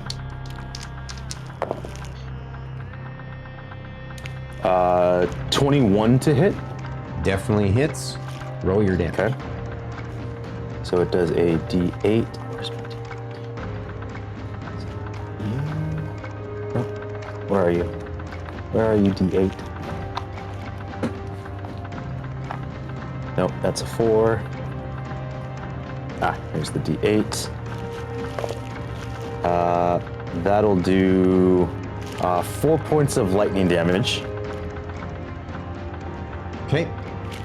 And then, because it is a panic, I know it's burning resource, but I'm going to use my 2 sorcery points for my meta magic to cast Magic Missile. So, kind of as he's... Oh, quicken spell takes lets you cast a cantrip and a spell on the same turn? Well, Quicken Spell allows me to cast an action spell as a bonus action. Oh, I see. Yeah. I see. So I'm Yeah. I'm gonna look at it right now real quick here. Quicken spell. Okay. Like quicken spells, you can use that for. Why is it showing it for a sorcerer? You can't use it for. Because the meta magic adept is a sorcerer ability. Oh, okay. But but you can still pick it as a feat, right? Yep. Okay, thought so. Yep. I would have allowed you to anyway.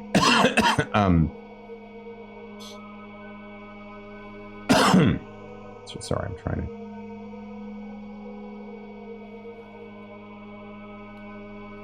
When you cast a spell that has a casting time of 1 action, you can spend 2 sorcery points to change the casting time to 1 bonus action.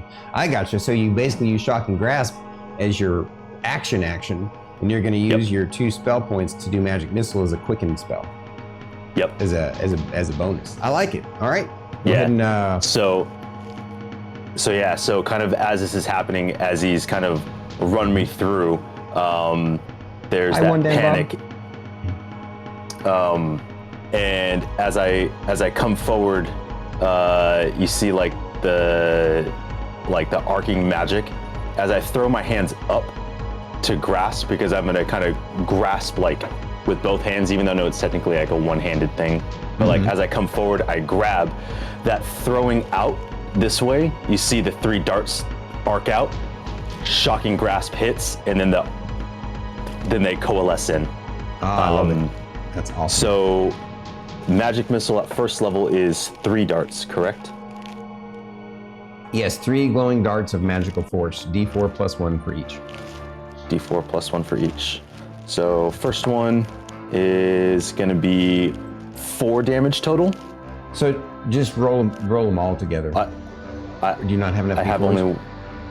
I do. That's But fine. I want to roll my new D4s. Oh, okay. So 3 plus 1. Thank you for the sub. 2 plus 1. 4, 6. You get the sub, Frankie. And 5. So 3, 4, and 5 is my total damage. So 12. 3, 4, and 5. Yeah. Mm-hmm. So you rolled a 4 on one, a 3 on the other, and a 2 on the other. Wow. Yep. So. Okay. And then because of Shocking Grasp, standing. You messed it up really hard. Yep. Now, because of Shocking Grasp, it cannot take reactions until the end of my next turn. So I'm going to use that opportunity to use my movement, and I am going to circle around the dais. It doesn't particularly matter what direction, but I'm going to put it in front of me.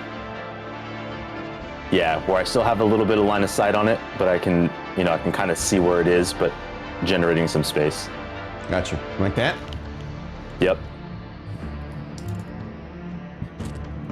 All right. The skeleton on its turn swings around for it.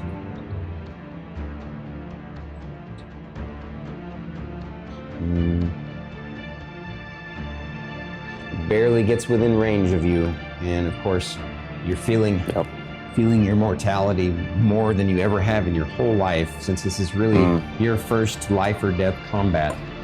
As it swings its swing at you.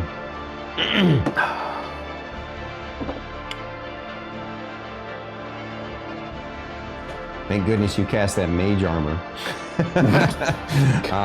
Because it barely misses you. You can feel it basically. If it had not been for your mage armor, it would have penetrated and probably would have cut an artery open and you would have died right now. It is cool. Now your turn. Okay. So as he swings at me, I feel that like, oh shit, as I kind of like, not quite matrix dodge, but just like, out of the way, and then just kind of swing in with as much strength as I can and hit him with the dagger.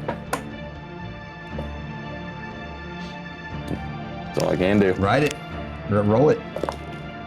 That is a 13 plus 5, so 18 to hit. Definitely hits.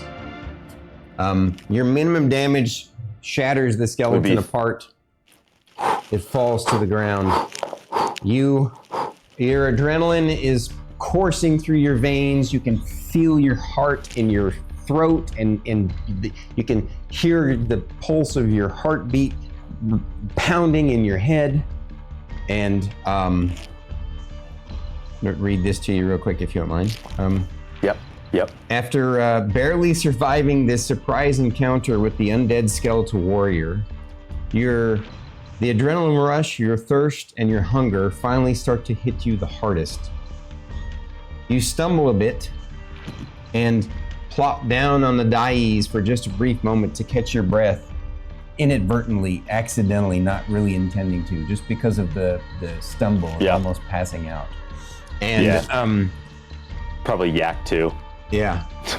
Just as you do so, you of course you try to catch your breath just for a brief moment, and you realize, oh shit, I've touched this thing.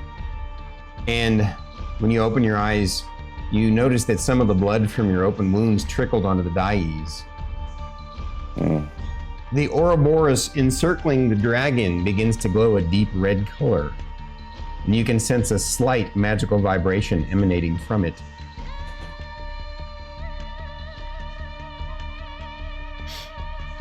There doesn't appear to be any kind of other threats around, and the bones of the undead creature lie in the grass.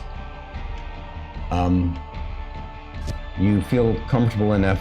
Yes, you're feeling sick and nauseous and hungry and thirsty and tired, but you do feel like you're at least in a safe enough space to investigate this further if you want to.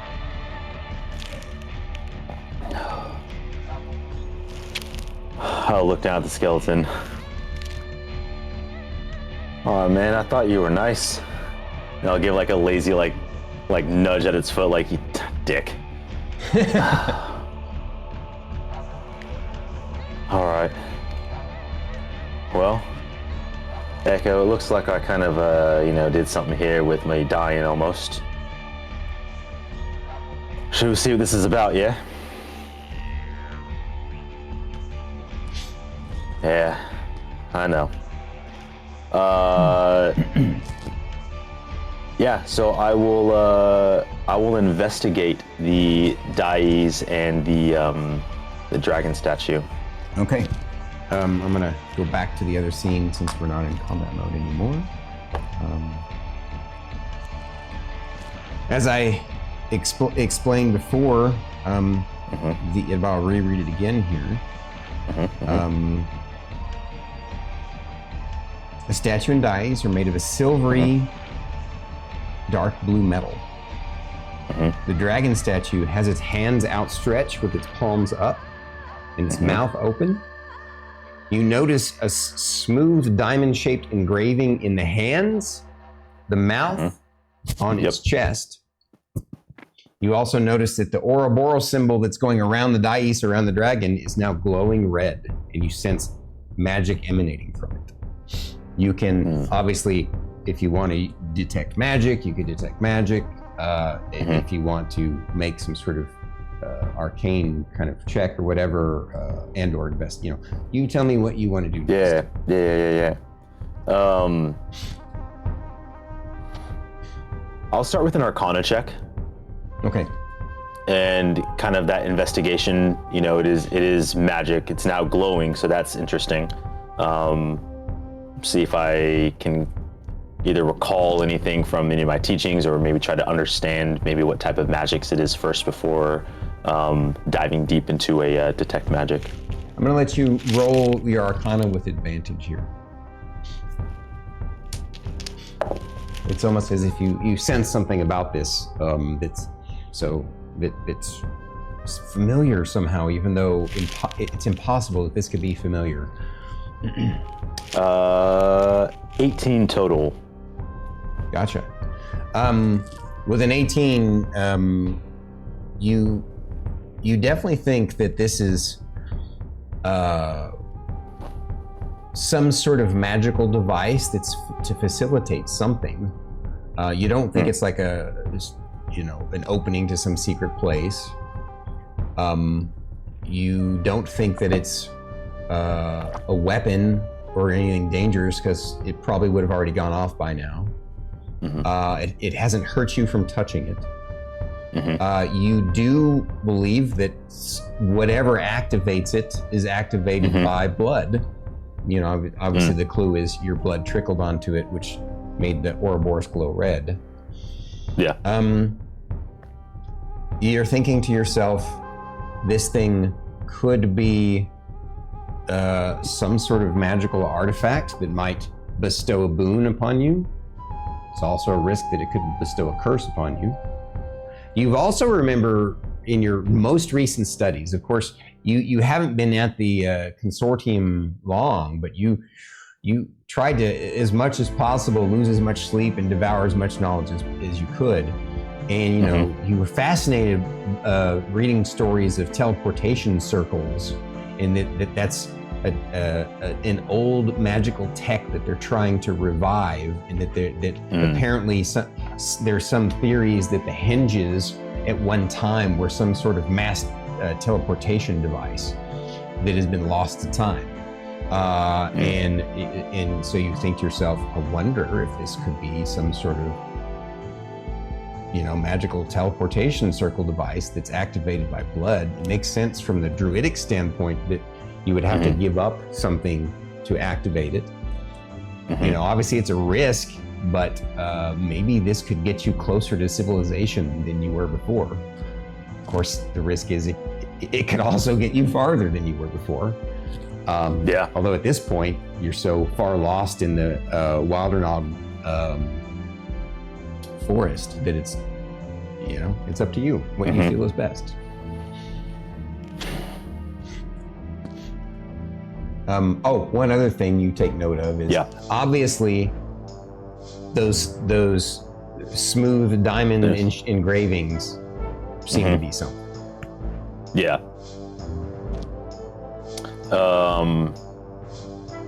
As I'm pondering this, I'm gonna reach out and kind of like trace the negative space, like acknowledging that it's an indent and a place to put something. We've got 4. So to be clear, I said it's an engraving, but it's actually more of, I always mess up the wording of this. it's more of a protrusion engraving, if that makes sense. In other words, like in the palm of the dragon's hand, it's a diamond shape, right? But it comes up out of it. It's an embossing. Yeah, I guess more of an embossing. Correct. Embossing. That's a better way of thinking. Okay. And it's the same for the hands, what's on the tongue and the mouth, and what's on its chest. Basically 4 different points that you can touch at. Interestingly, the diamond shape, I call it a diamond shape, but it's actually a pentagram, or not pentagram, a pentagon shaped. It's 5 shape. It's a 5-sided embossing. That's smoother than the rest of the texture of the statue. Gotcha. All right, well, Echo, what have we got to lose? Nothing ventured, nothing gained, yeah? And then I'm just gonna place both hands on top of the, almost like a plain patty cake. With the 2 hands holding up this way. Place it down. You put your hands on there. You notice the one hand that has the most blood on it smears against that smooth part, and that smooth part starts to glow red. The other one doesn't do anything.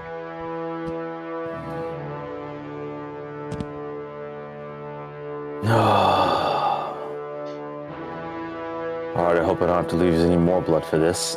And I would just rub my hands against my wound, grimacing this sucks.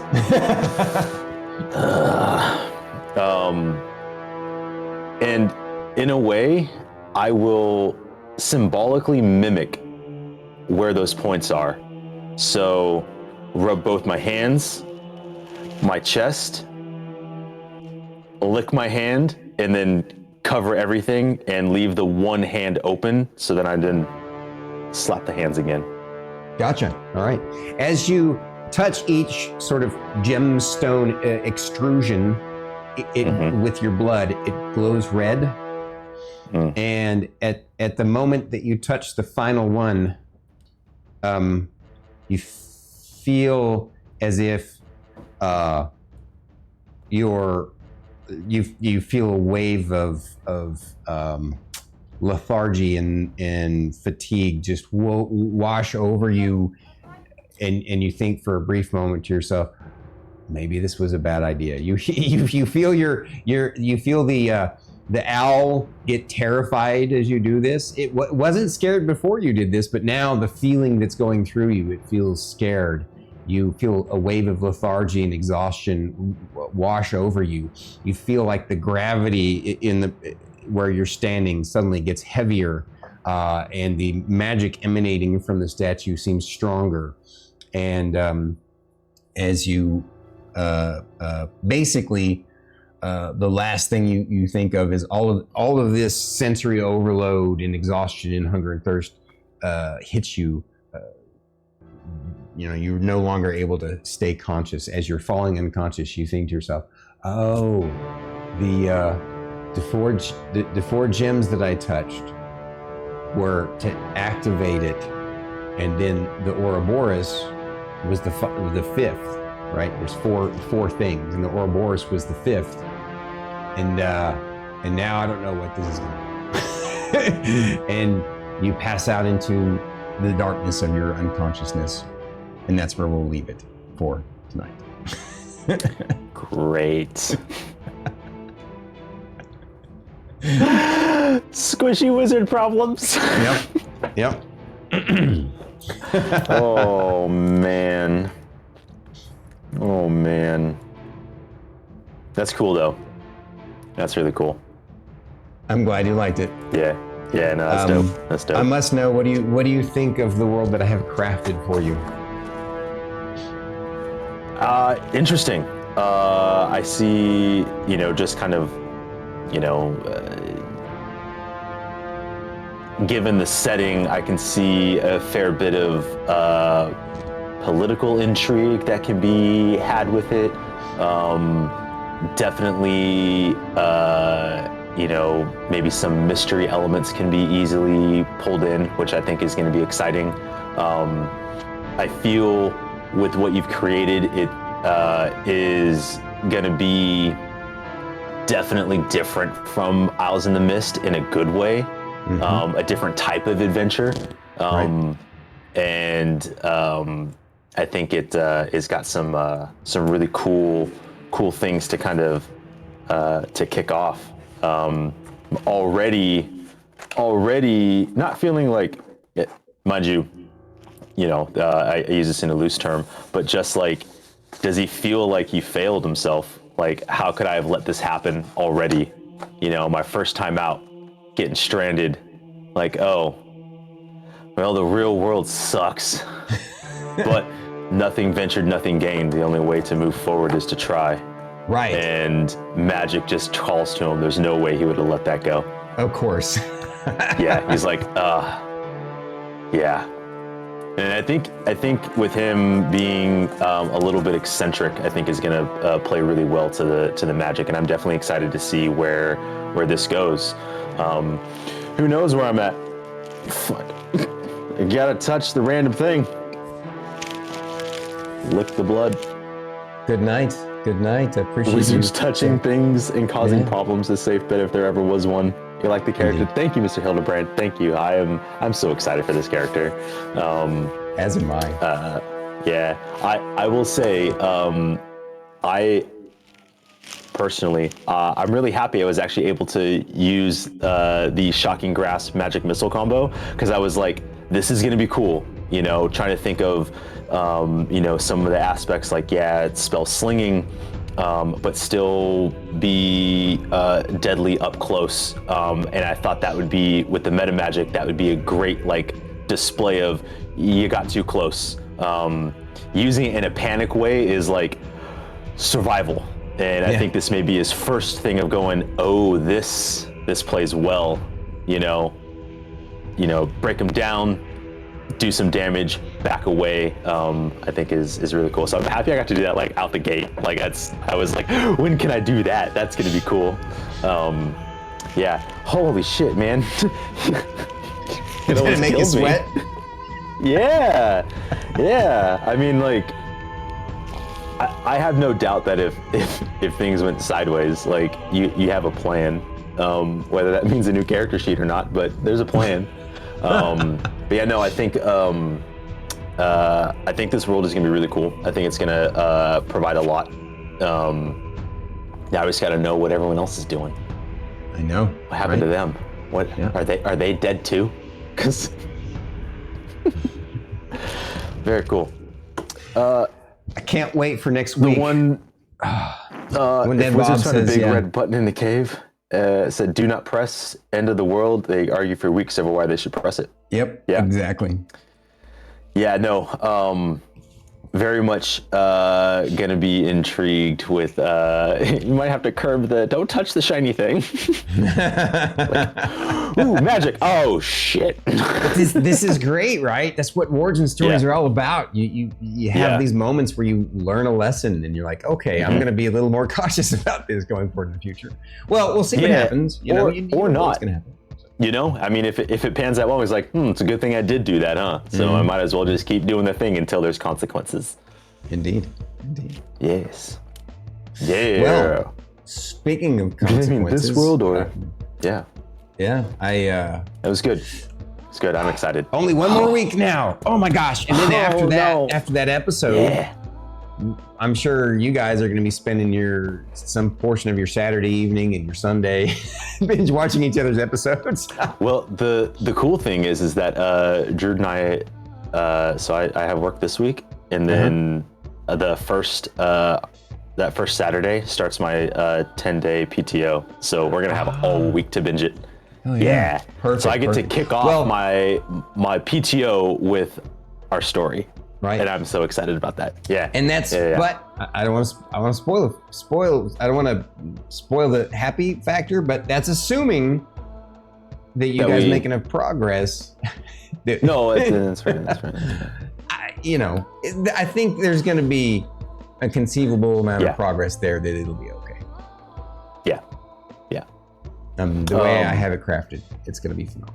So I'll tell you one other thing that's phenomenal. That's these folks coming out tonight, spending their Saturday with us for this every single time for a new campaign. Yes, absolutely. I love you all. Thank you so much. DragonMetal Saga episode 4, episode 0.75 is done. You know what? Let's find someone to raid and brighten their day. Did you have anything else you want to ask or add before we do that, my brother? No, not really. I mean, I think I know for me, there are definitely a handful of things that would want to discuss, but that happens at later levels. So those will be things that really kind of, I feel like overloading it now and kind of looking too far forward in the character creation is going to be a detriment because you don't know what's going to happen next. Right. Right. But yeah, other than that, I think we're good. Do you have anything for me that you feel might want to clarify or touch base on before we wrap up? Right in terms now, of I will definitely hit you up if I think of anything. Okay. And stuff. So. Wow. You know what I think we should do? What? For sure. What are our parents' names? We don't have to do that now, but well, let's come up with something just to put a name to the character. Yeah, I like that. I like that. Just whenever you're ready, take some time and do that. I think that's a great idea. Okay. Cool. Wow, we have some amazing folks to potentially raid out to tonight. We got a nice hooter. Yeah. Rhubarb, Tarkonix, Brotasai, No Forn, Iltacine. I am Wilgrim, that's 6. Artology is 7. Bite Size Mike is 8. The Tommy Cox is 9.